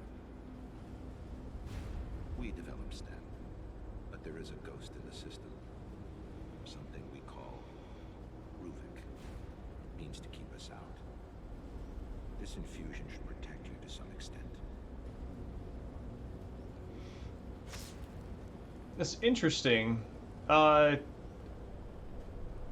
we didn't see Ruvik's brain in real-world STEM, but we did see it at the center of. We did see it at the center of STEM world. Why send me STEM. alone? You won't be alone. You'll be with your team from KPD. You'll get a call on the radio reporting an incident at Beacon. Everything will be arranged. But their consequences of little value. In regards to your mission, they're expendable.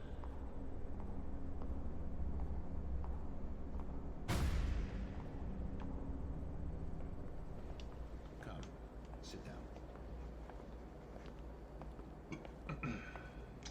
We must have that boy.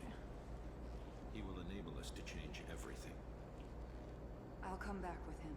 I needn't remind you the consequences for failure. Loyalty is a sensitive subject for us. Trust is such a valued commodity in today's world. So once again, I ask you, do you stand with Mobius? I do. I made my choice. Now you must back up your words with actions. Do not waver. Oh, I don't like that. Now I'm going to count down. And when I'm finished, I'll ask you a series of questions.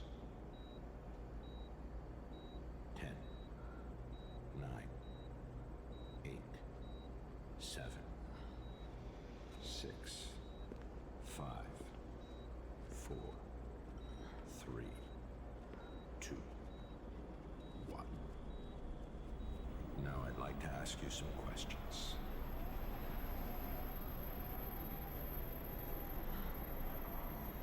Have you ever felt abandoned by the ones you've trusted?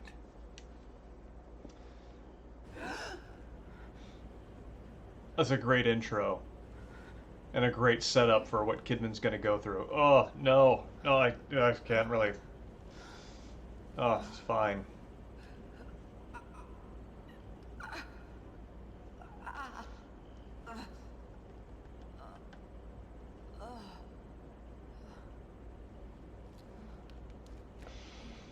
Oh, man.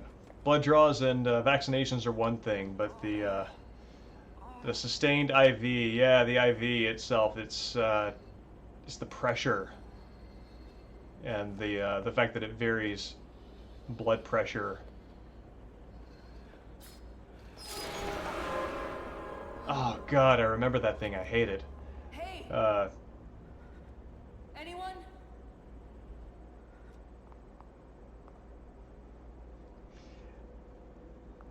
Yeah, IVs in particular. It's not something I think of if somebody were to ask me like, what is something you're afraid of? That is not something that would naturally leap to mind, but it is something that I prefer not to encounter if I have the choice.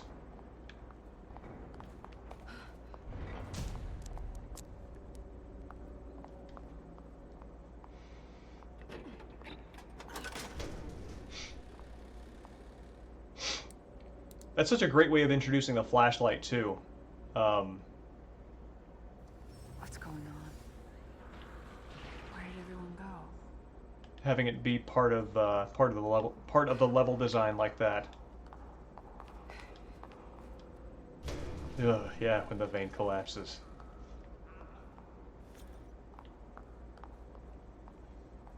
I'm trying to think. Her flashlight doesn't work as a weapon. I know that. I think I might be thinking of Moira's flashlight in Resident Evil Revelations 2. Yeah, well, she's putting the heel to good use with a forward stab kick.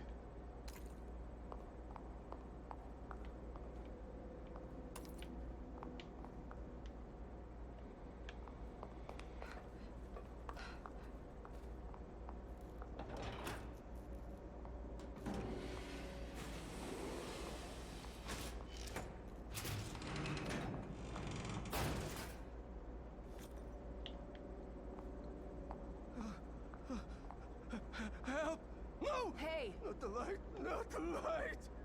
Hold on, I'm gonna find a way in there. Oh, weird. I had never noticed that he cowered when I focused the flashlight on him.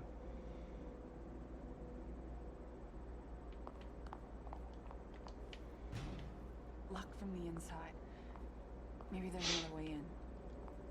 Yeah, the consequence and the assignment do a more make this a more sort of psychological horror experience, because that enemy that we saw that had the sort of shuttering, the shutter over a spotlight is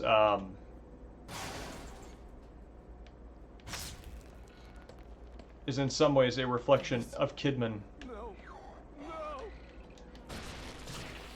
because she herself has a flashlight that works the same way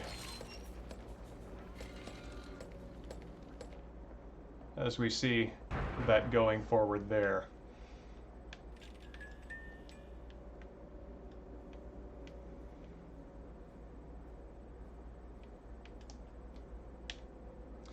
Yeah, I feel like the main game uses STEM to create an environment that it kind of like uses psychological horror as a way of getting to bigger environmental horror.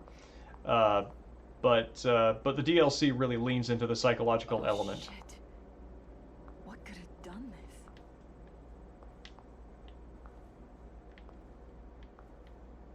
this? There's nothing in that cup, and it's not very interesting.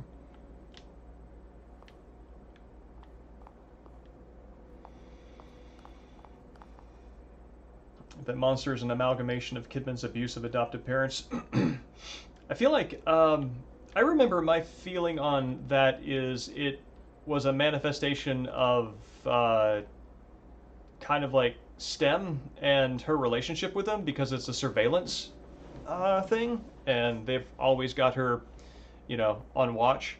The comic books emphasize that also in terms of her like always being under surveillance.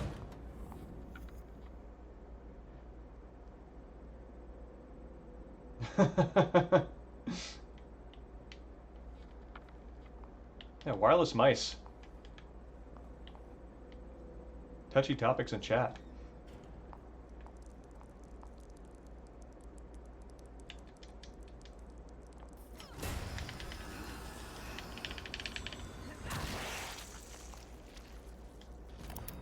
I'm afraid that the fragile mental states of the subjects are limiting our studies.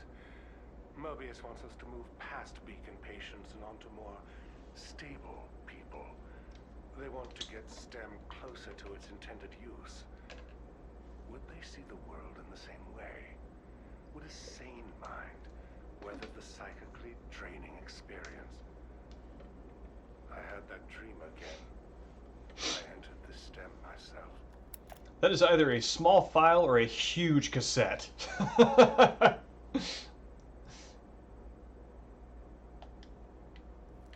And yeah, that is a pretty mean stomp.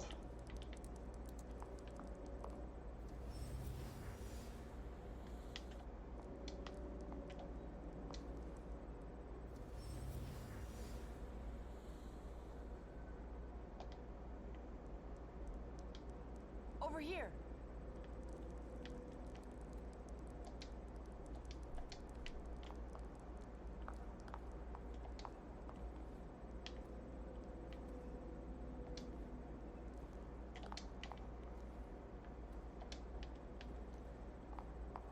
Ooh.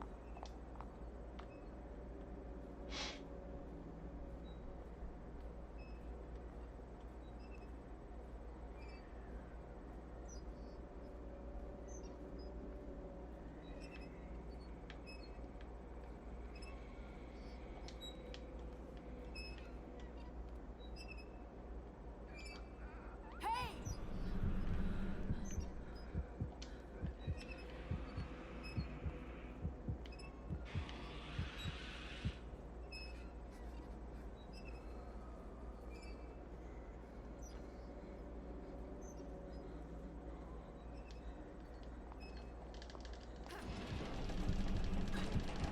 Come on. Okay. Whew.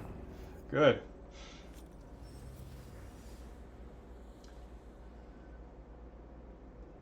Can she do a cover dance? I mean, that's a really good point. Ever since MGS2, I've always asked myself that because that means invincibility frames. Um, and yeah, Dreambomb, that's interesting. What do you think about Clock Tower and games of that sort? I'm guessing based off of your message there that that's not your genre of choice.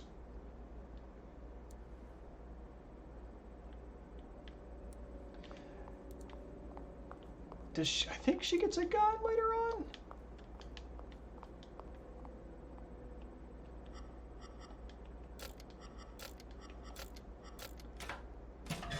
They definitely fix that in.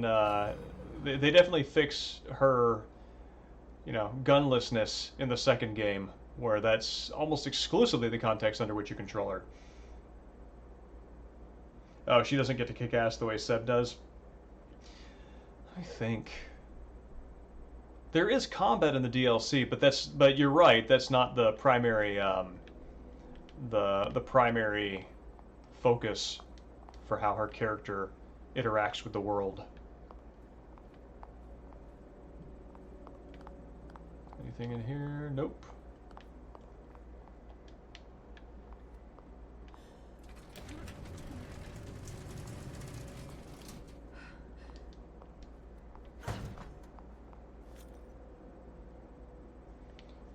The hiding mechanics weren't so well defined that it became predictable. That's interesting. I can see that.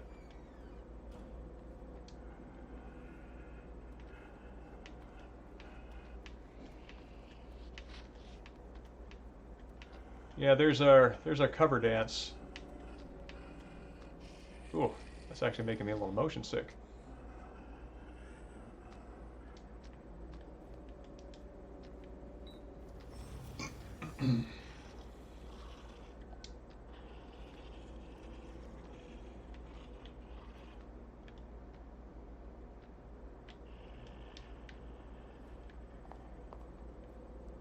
Anybody in here?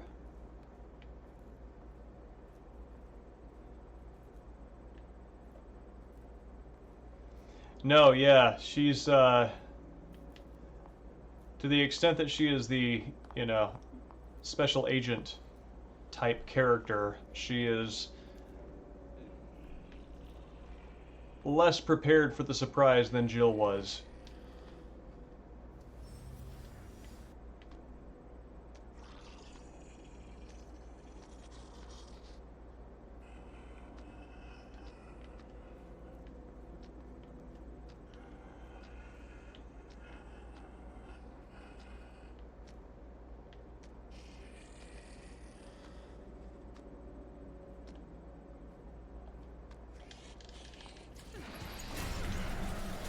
Later, loser.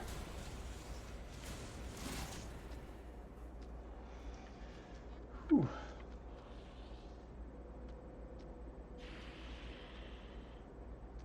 Don't think the sequels tap the first game's potential to have an opinion on them. Oh, do you mean the Clock Tower games, Dreambomb? And yeah, Jill has been MIA for a while. It was very refreshing to see her back again in the Resident Evil 3 remake, which was a very good time.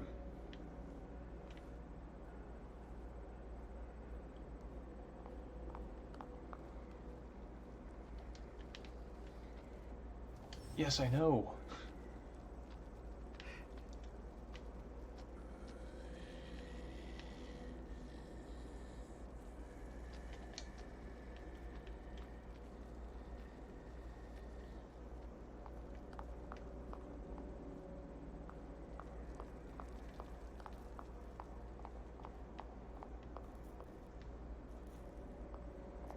What am I looking for here?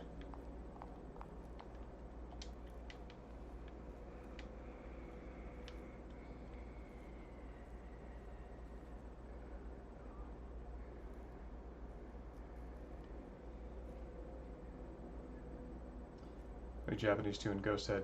Yeah. Yeah, I played played 3, which I think is supposed to be the hilariously, the comically campy one, um, and I'm partway through the first one with a save file that I left off quite some time ago.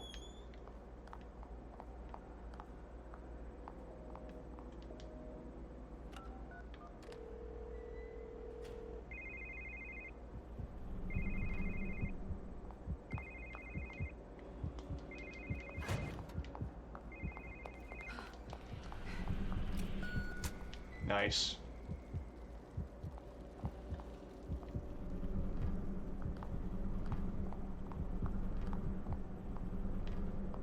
Wait. Surely no one's down there.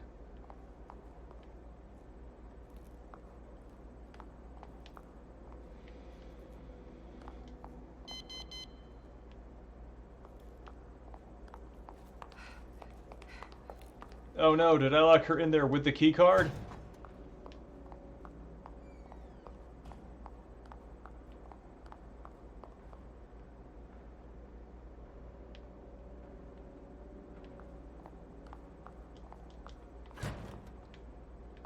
I have not played Ghosthead.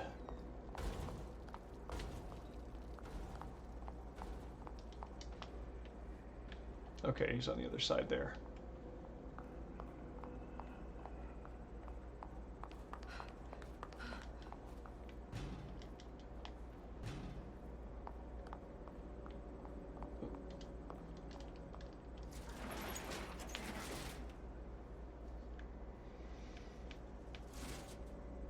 I am thinking of trying to think of good Halloween games to play to satisfy myself.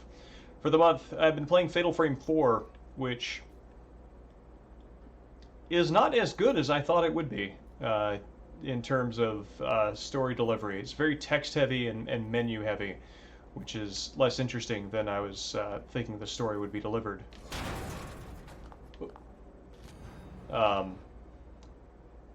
Yeah, Fatal Frame 2 is going to be coming up next on Tuesday nights, and we're going to keep doing Evil Within here. Oh, it's die and retry? Do you mean like no save, like one shot experience, or the sort of thing where you make a mistake in a puzzle, you die, and you have to load a save?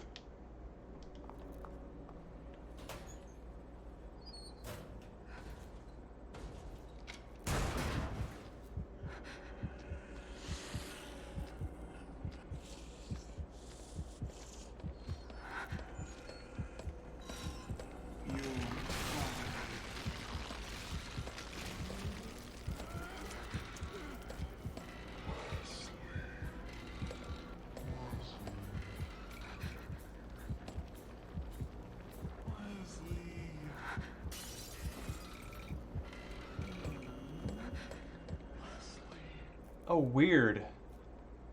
Has a very, very like baritone sounding voice saying Leslie.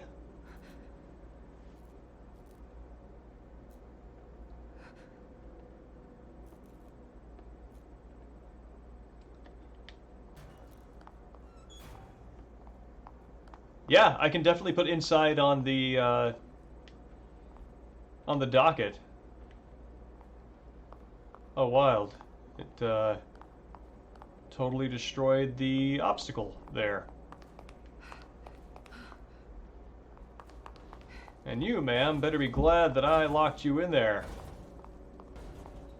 as I saved you a chomping.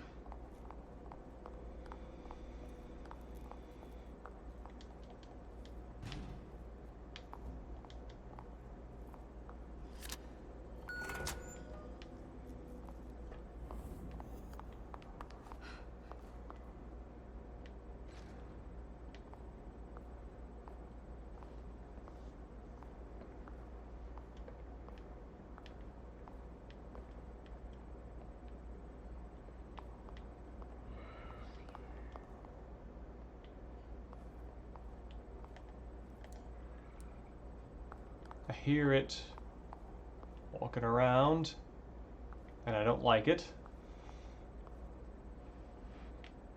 Struggling to feel the tension with this. I think it probably comes through more on the play experience because of the stealthing. But it's a much more slow burn experience than the main game for sure.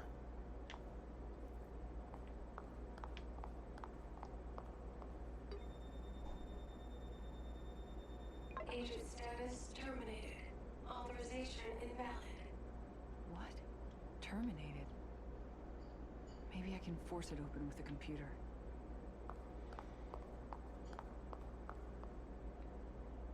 Amnesia: The Dark Descent. I liked Amnesia. Excuse me. I remember playing it, jeez, that would have been like 2012, I think. It was a while back. But yeah, I dug it. That's a kind of, I like that icon, by the way, with the little entry prompt. It's a kind of game that I can be into.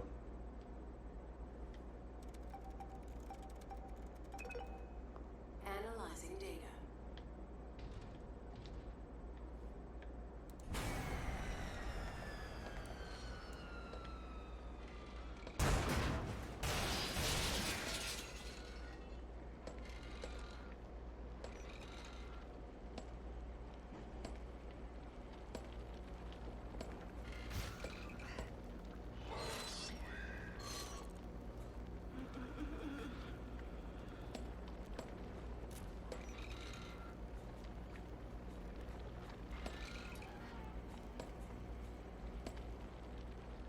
Like that weird creaking, almost tree frog sound that seems to attend it.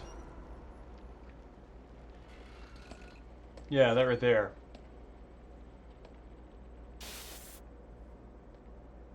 That thing used its light.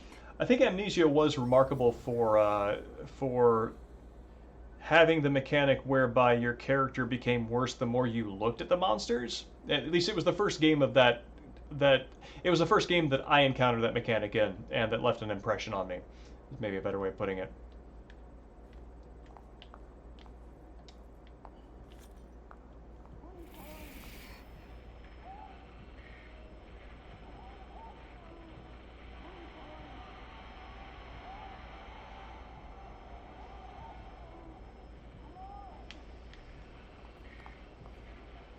Interesting.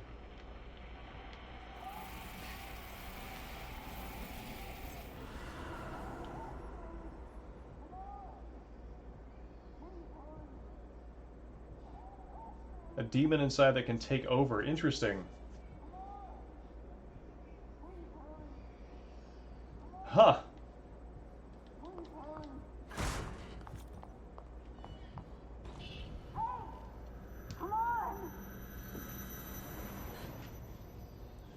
One of the things that is narratively interesting about this is it does, I mean, what Kidman's experiences that are actually overlapping with where she appears in Sebastian's game suggests that, like, even Sebastian's awareness of her is creating a copy of her that is showing up in STEM unique to his experience. And she's experiencing something completely different.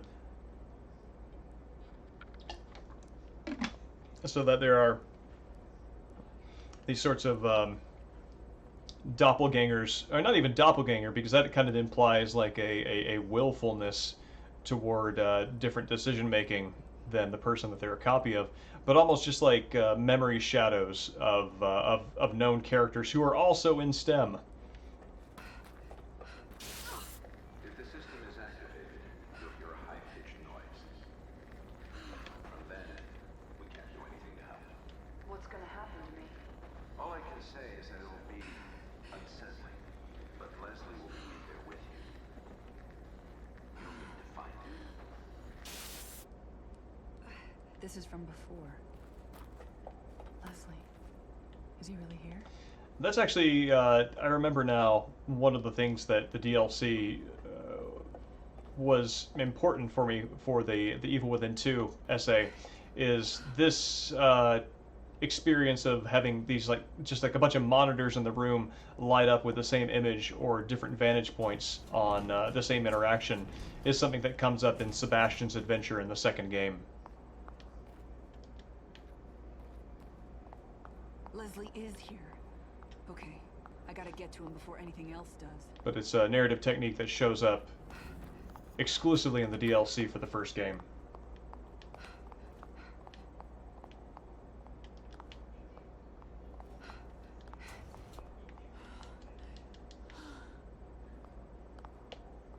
Alright, cat time.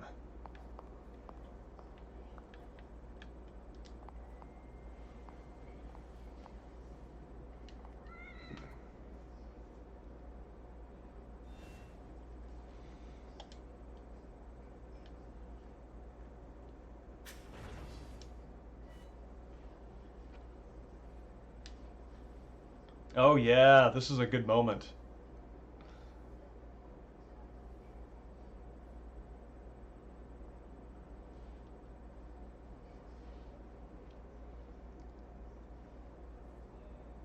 Dude's just hanging out. I'm thinking I gotta deal with that, and then he's gone.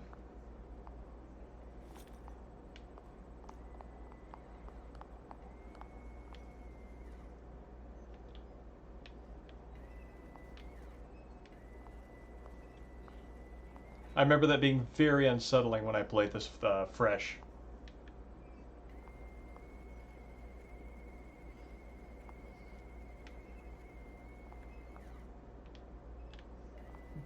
I don't think so. I think it's just supposed to unsettle you because just typically you can't be attacked when you're saving, and I think that's the only instance where they throw an enemy at you when you are, you know, vulnerable like that.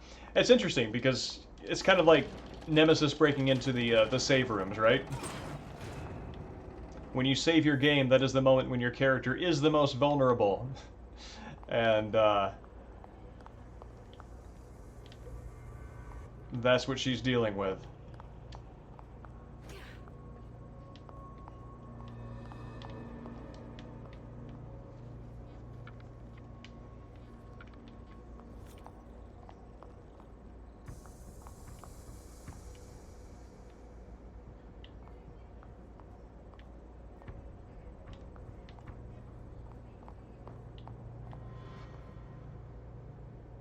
Come to Ishigaki. So that's an 8.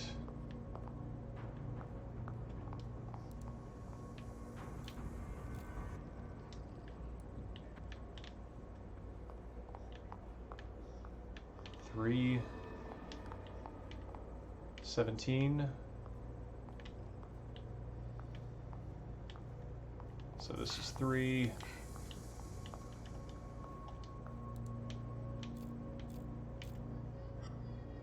17.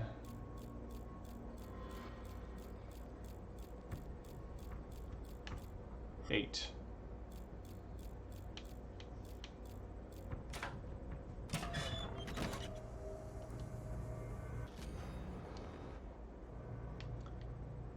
Oh yeah, you get enough of those letter scraps and you get a file out of it. It's not necessary stuff for making it through.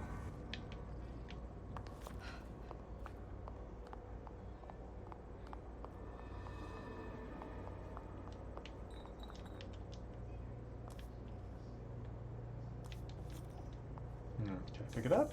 Nope, only one at a time.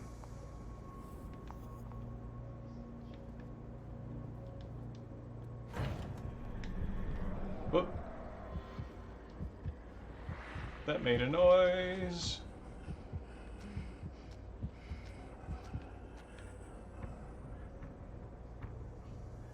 Please don't see me. Cool. I did not remember that their bodies lit up with a color depending on what their state of alert is. That's interesting.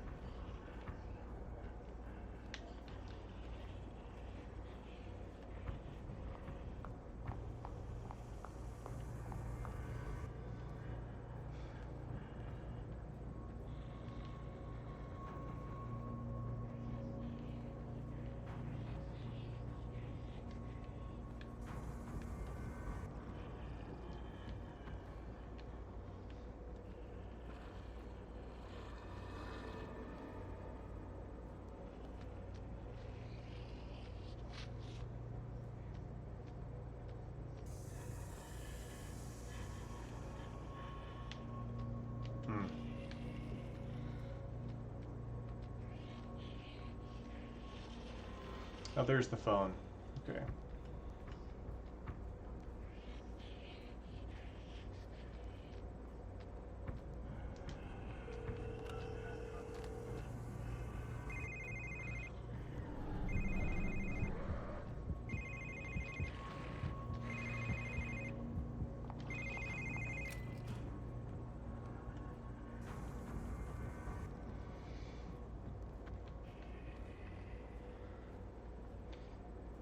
I'm kind of feeling like the experience here is a little less the kind of horror that the main game offers, and it is more stealth gameplay, which I don't mind for offline playing, but I do kind of feel like it's a much more sort of internal experience for me. I'm not sure it's maybe the best one conducive to streaming.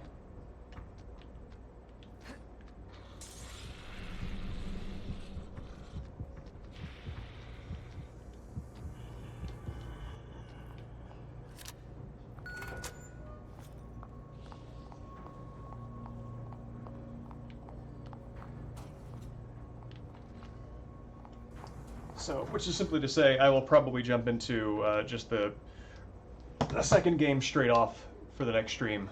But what I want to do is I want to get this to a save point.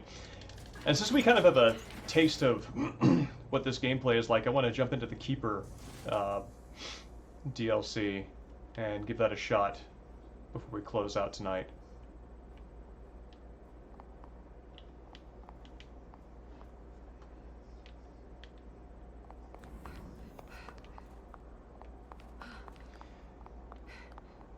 I find that stealth games are a more introverted experience for me. Don't you ever forget it.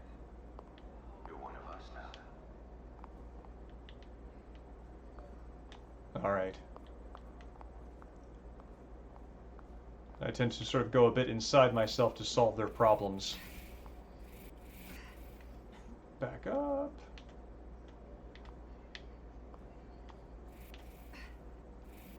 There we go.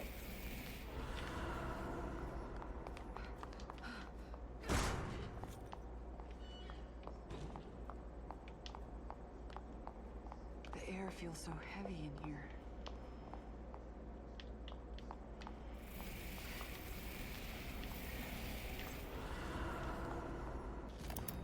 After months of secrets, subterfuge, and indoctrination, they brought me into their fold. This place is elaborate, to say the least. Despite the modernistic visage, the research they have been doing here seems to date back to over a century ago. This place has history, and from what I can grasp, this facility is only one branch of many.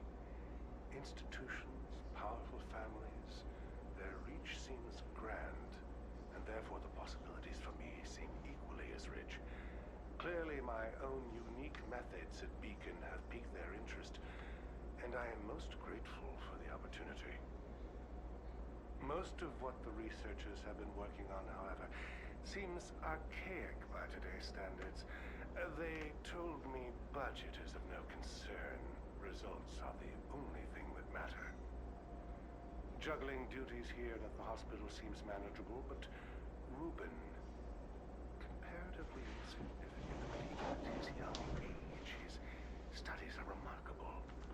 Perhaps one day he will even assist me with my work here. That's interesting. So Mobius appears to have been involved with Jimenez and Ruben for quite a while.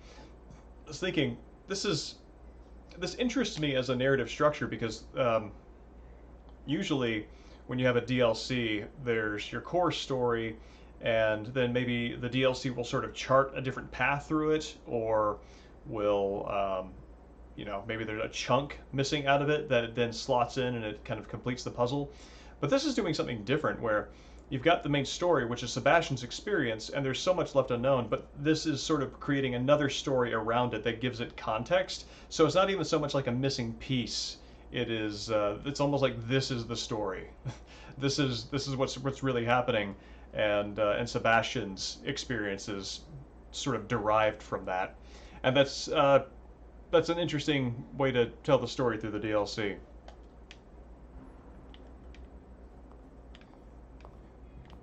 This is not a negotiation.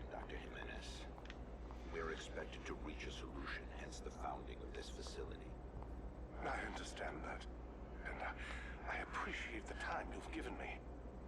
Time has a limit, and we're approaching that point. If you've outspent your usefulness, we will need to find someone more suitable. Let's not be so hasty. I've done tests with our visual diagnosis, and there is something I must speak to you about. Please, come with me. The projector is in the next room.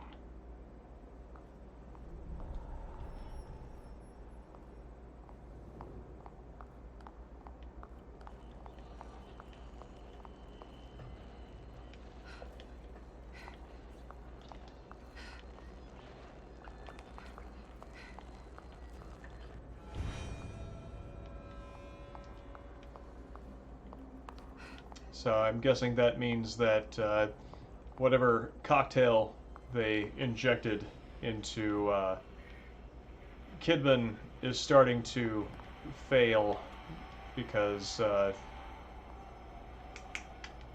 Ruvik now knows she's there.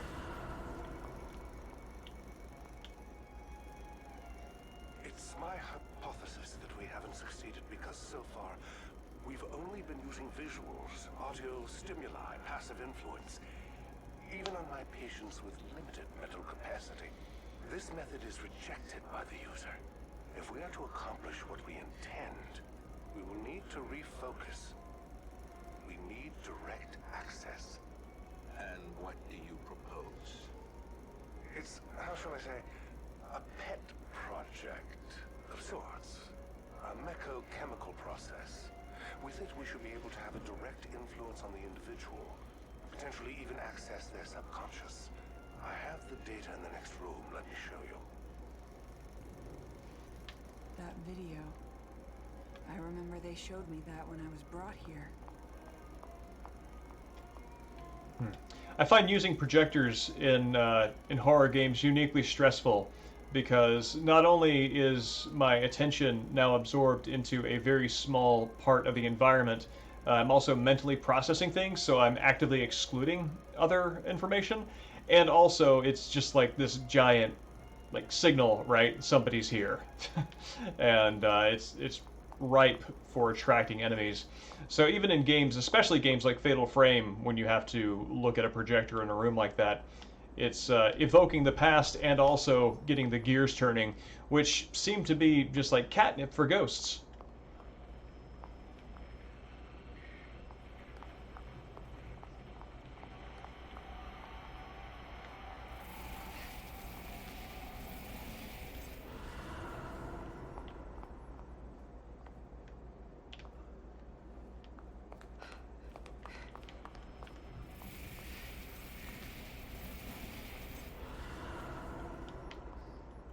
I remember really digging this concept art.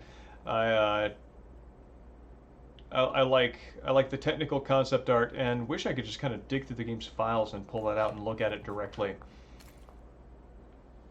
Pretty much any image like that I find myself trying to jockey for position to get an unobstructed view of. Like this. This is very cool.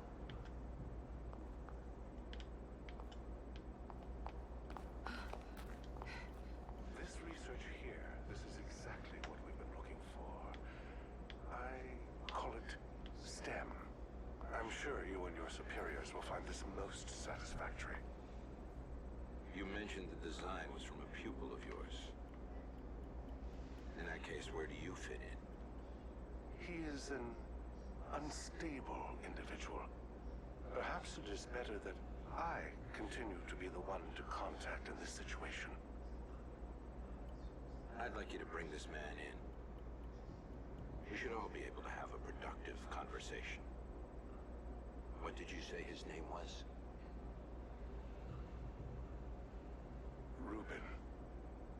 Ruben Victoriano. A handler desperately trying to argue for his relevance. Oh, whoop.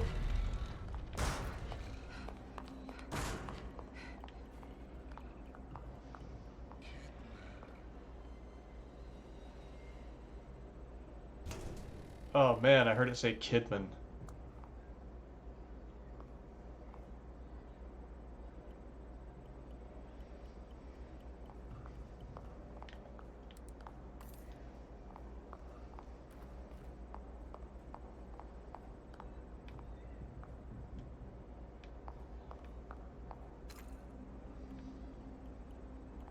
Gotta say, I like the lighting and visual effects here.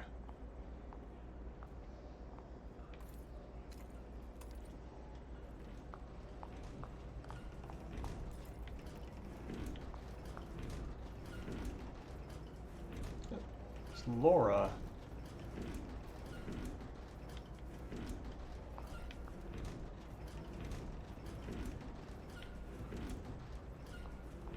I think there's a jump scare here.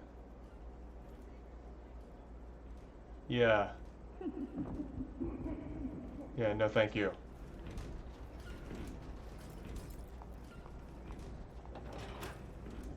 That's interesting that Kidman gets to see a non-burned and non-tragic version of Laura.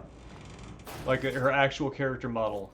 That rather than what Sebastian sees, which is only ghostly or monstrous Laura.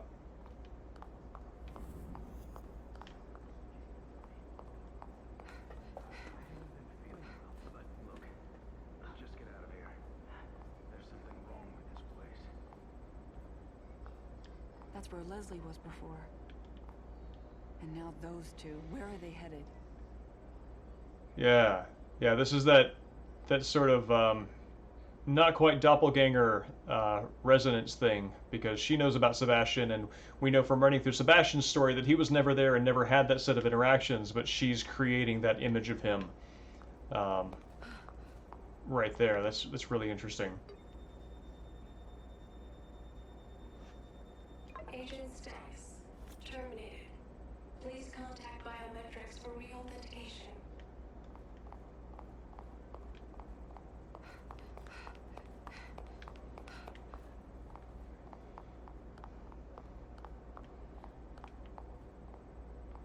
Ah, here we go. Good. Save couch. I like that the save icon is just a cat.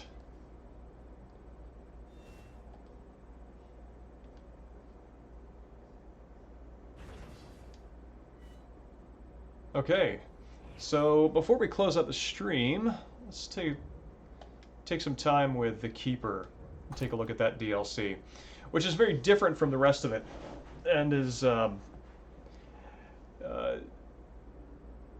DLCs, both of them offer different gameplay style experiences, so not more of the same like Spider-Man on PS4 does, but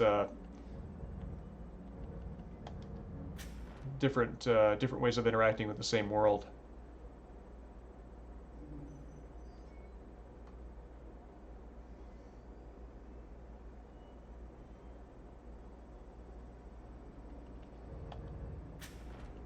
The Executioner, that's it. As the Keeper, infiltrate the Victoriano estate and rescue your missing daughter.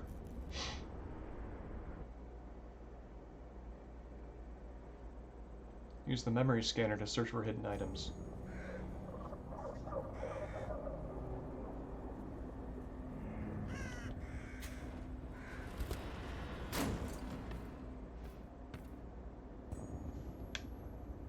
Oh, neat.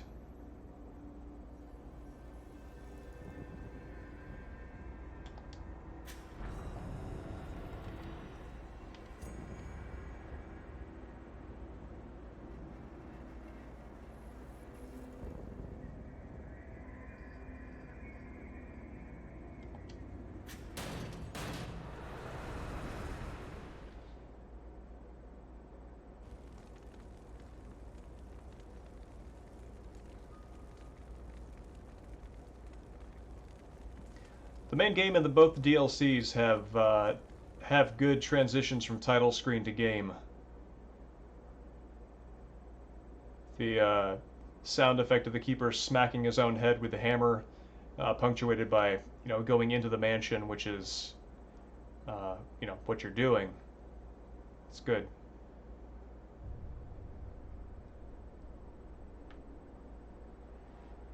Oh, hey, there we go. Rare look at STEM outside of STEM.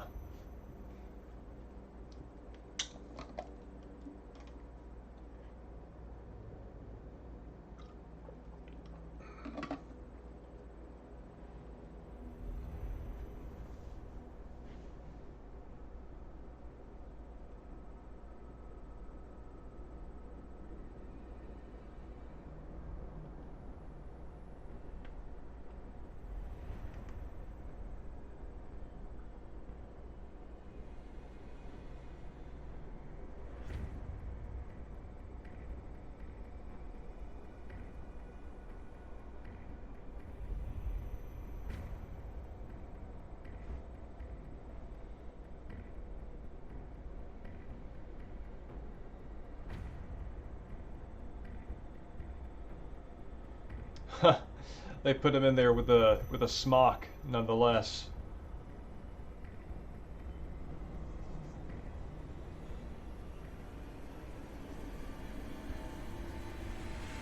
And that, I believe, is Myra in her role as a STEM admin.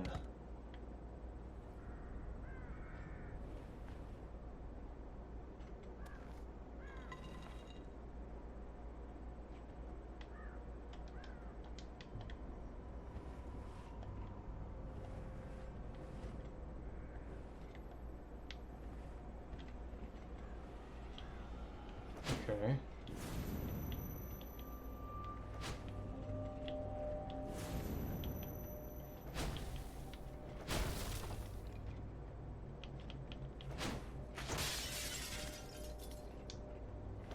Okay, that does the same.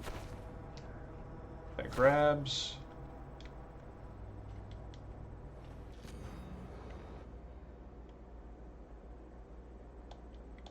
I can scan for things.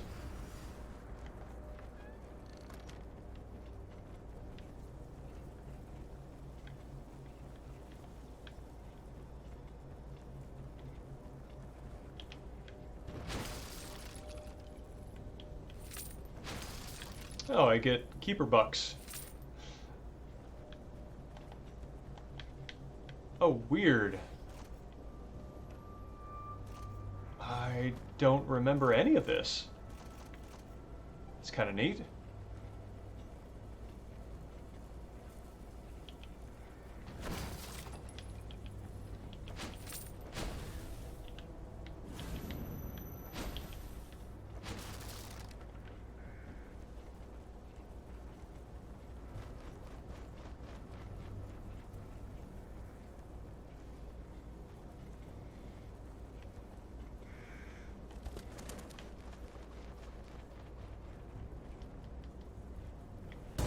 Yes, this is very Bloodborne.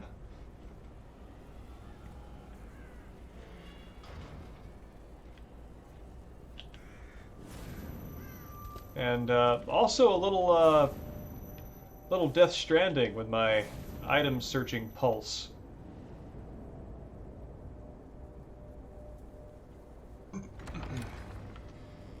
Oh, Oscar.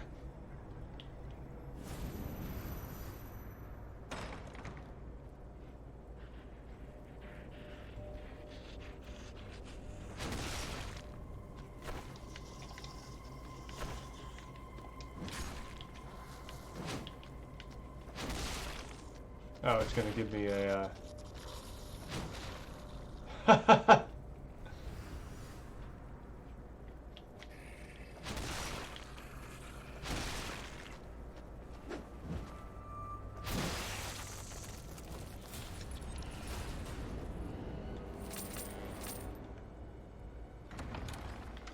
can see the exterior being Duracine at night, yeah. Man, I wonder if that finally actually kills Oscar. I wonder if the Keeper, by entering into STEM with maybe more of a blank slate, I don't know, is able to sort of see their forms and their fortunes more clearly. Death Stranding is a good run.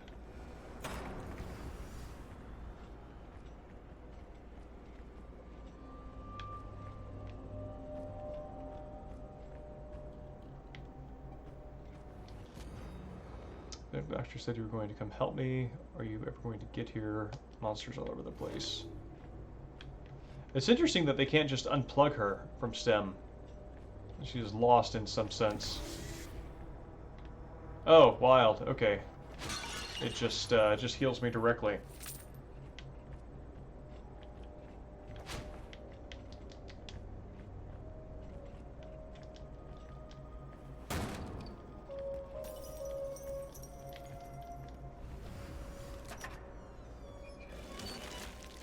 Man, I don't remember this at all. Dynamite?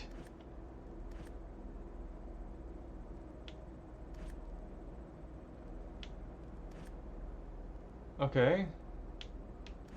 Gotta level up my equipment. That's a cool shop, though. I like that.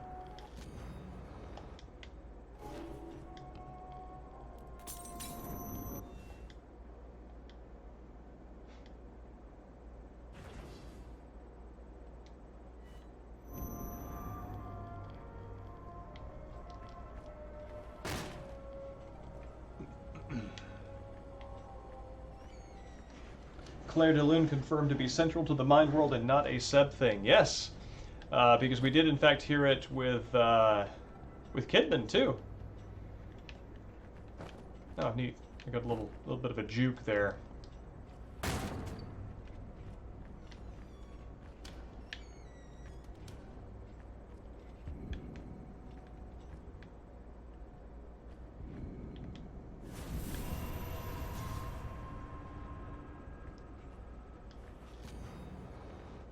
Saw some guy killing the monsters. He might know Dad.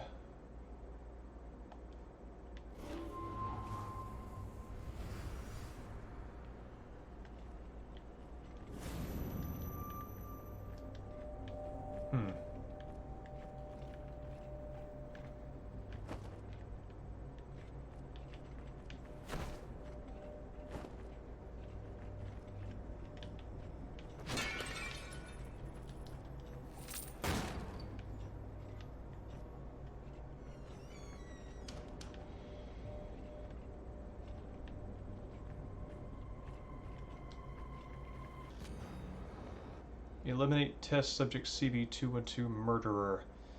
Explore a method of extraction from within the STEM environment. Object is to rescue your daughter by eliminating all other connected test subjects. Serial murderer has been completely dominated by STEM. His influence grows and he is disrupting your daughter's memory patterns. You're gradually altering their personality and physical appearance until finally the subject is completely dominated by STEM. So that's where all the monsters come from.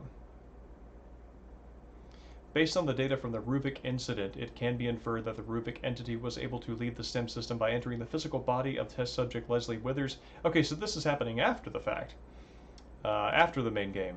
First trial will explore STEM's mental degradation effects on more standard methods of egress.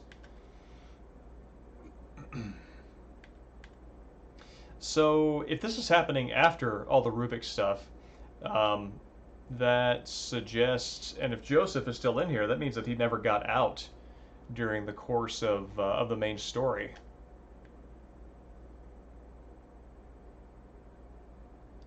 Detective, twin sibling, paroled murderer, psychiatric patient, ex-soldier, father of adolescent female.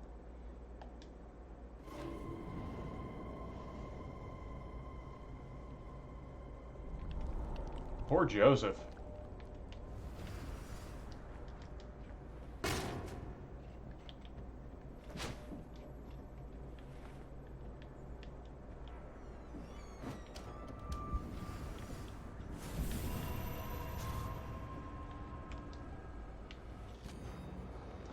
Guy said he was a killer and his job was to kill monsters. He said that he was collecting those weird tokens. Made me help look for him. The evil within 2 would be a retcon then, since the host is crucial. Yeah, that's what I'm thinking. I'm also curious. I didn't see too closely when we had the intro cinematic, but the camera did pass by a brain that was at the center of this particular STEM setup. I don't remember if it said that it was Ruvik's, or whose name was on it.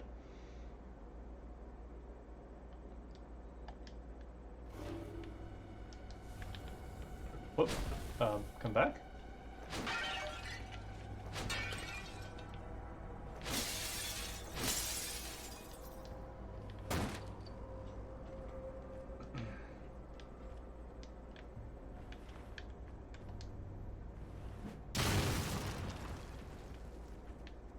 That's pretty nifty.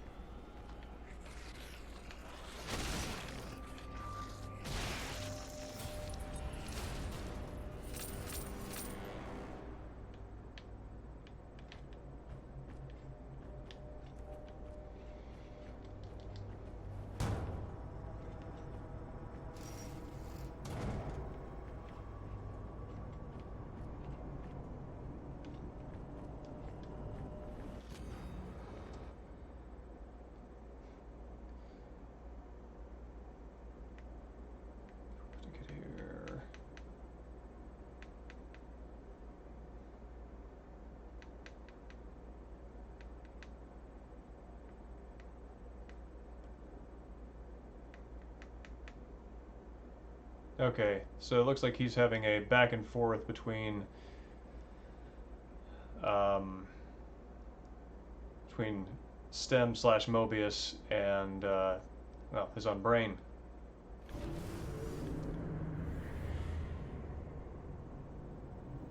A lot of head friends in the sky. Many, many, many. Strong, strong, strong. Cut my head off. Thing is sound. South. I'm afraid of rolling. I'm afraid of rolling sounds.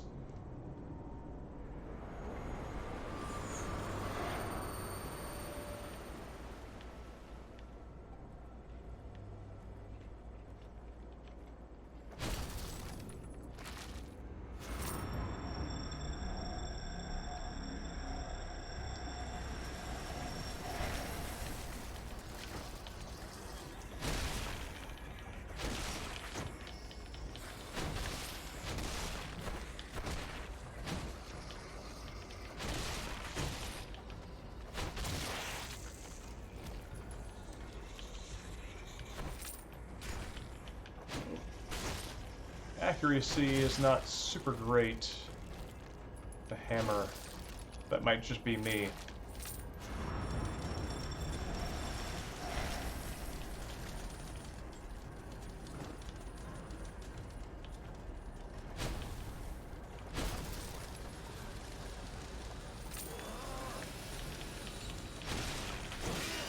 Oh, cool. Giving me chainsaw battles from Resident Evil 7 feelings. Yeah.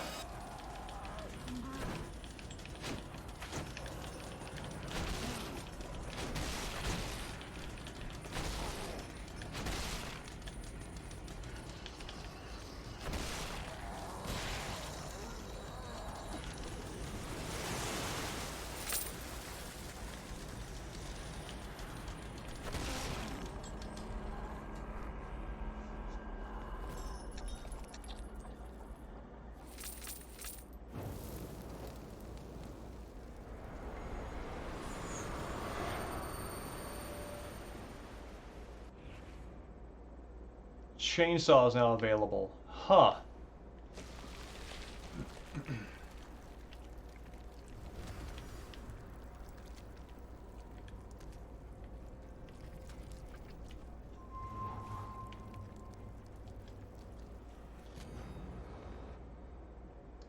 Getting more of a chivalry medieval warfare impression. Yeah, I can see that. It's very much kind of I don't know. There's almost kind of like an Oblivion feel to it, or Elder Scrolls, with the parrying and the back and forth. Even though this is more action oriented and less, you know, uh,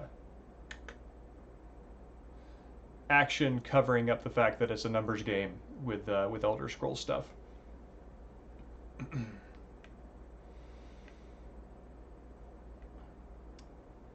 So yeah, fighting Evil Twin. I'm guessing this is one of the Noin Insane monsters.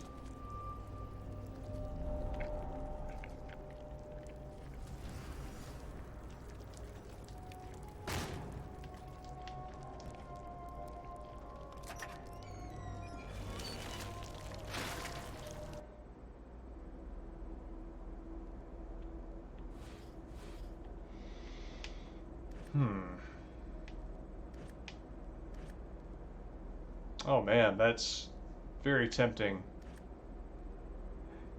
You know, you're right, Jacket, because I mean, it's even giving you the shield.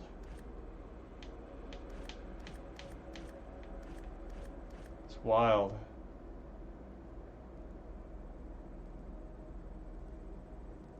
I do think I want to rank up the hammer first, though.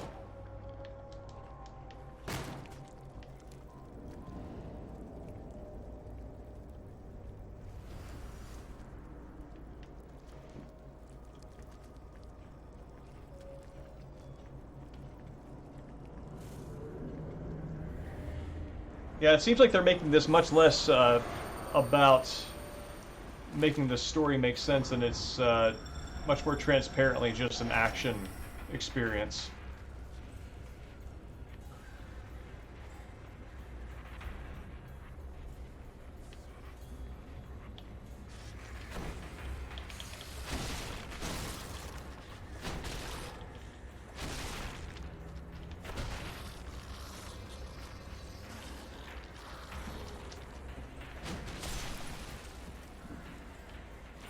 Oh, weird. Huh.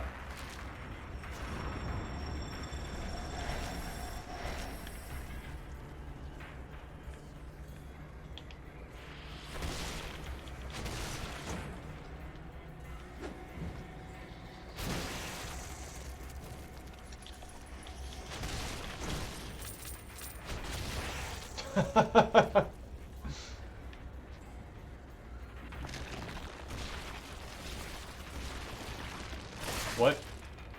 Oh man, it turns into one of these things. Oh, okay, now I'm seeing the value of throwing them away.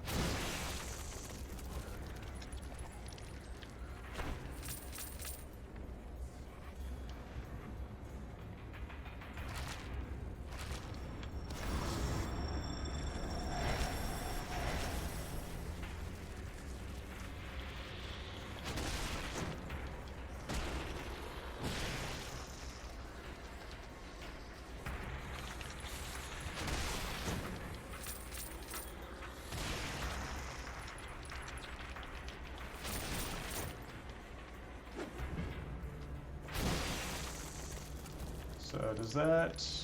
Yeah, that actually does kill them. Okay, so I gotta either throw those guys away or execute them. Or else they turn into the scrabbly things.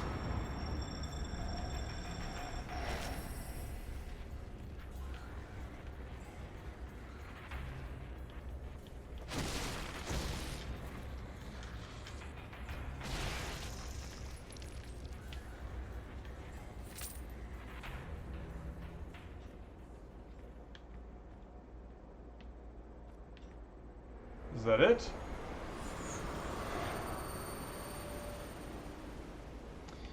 Melee users being left-handed more often than not. I actually don't know. I've never noticed that trend before. Pardon. Alright. Let's hammer better. That is a gruesomely cool shop design.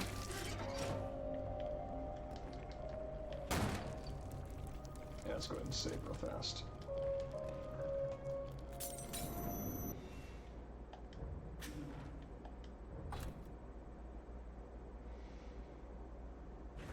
Okay, well, I'm actually getting pretty hungry. This might be a pretty good time to stop. I think this is a good sampling of what the DLC is. I don't think we're going to play all the way through it on the stream because I, for Halloween month, am more interested in getting to The Evil Within 2, which is a personal favorite horror game. We might not make it through the entire game during the month of Halloween, but we'll make a pretty good dent in it. So yeah, anybody who would like to come out for more Ghost games, that's on Tuesdays, doing Fatal Frame. Probably going to wrap that up next Tuesday, and then after that we're going to jump on to Fatal Frame 2. Which is much scarier and that I have a harder time dealing with. So that's a good game to stream and deal with company. So yeah, thank you everybody for coming out tonight. It's great, good chat, and I hope to see you on Tuesday. And in the meanwhile, be well. Let's see.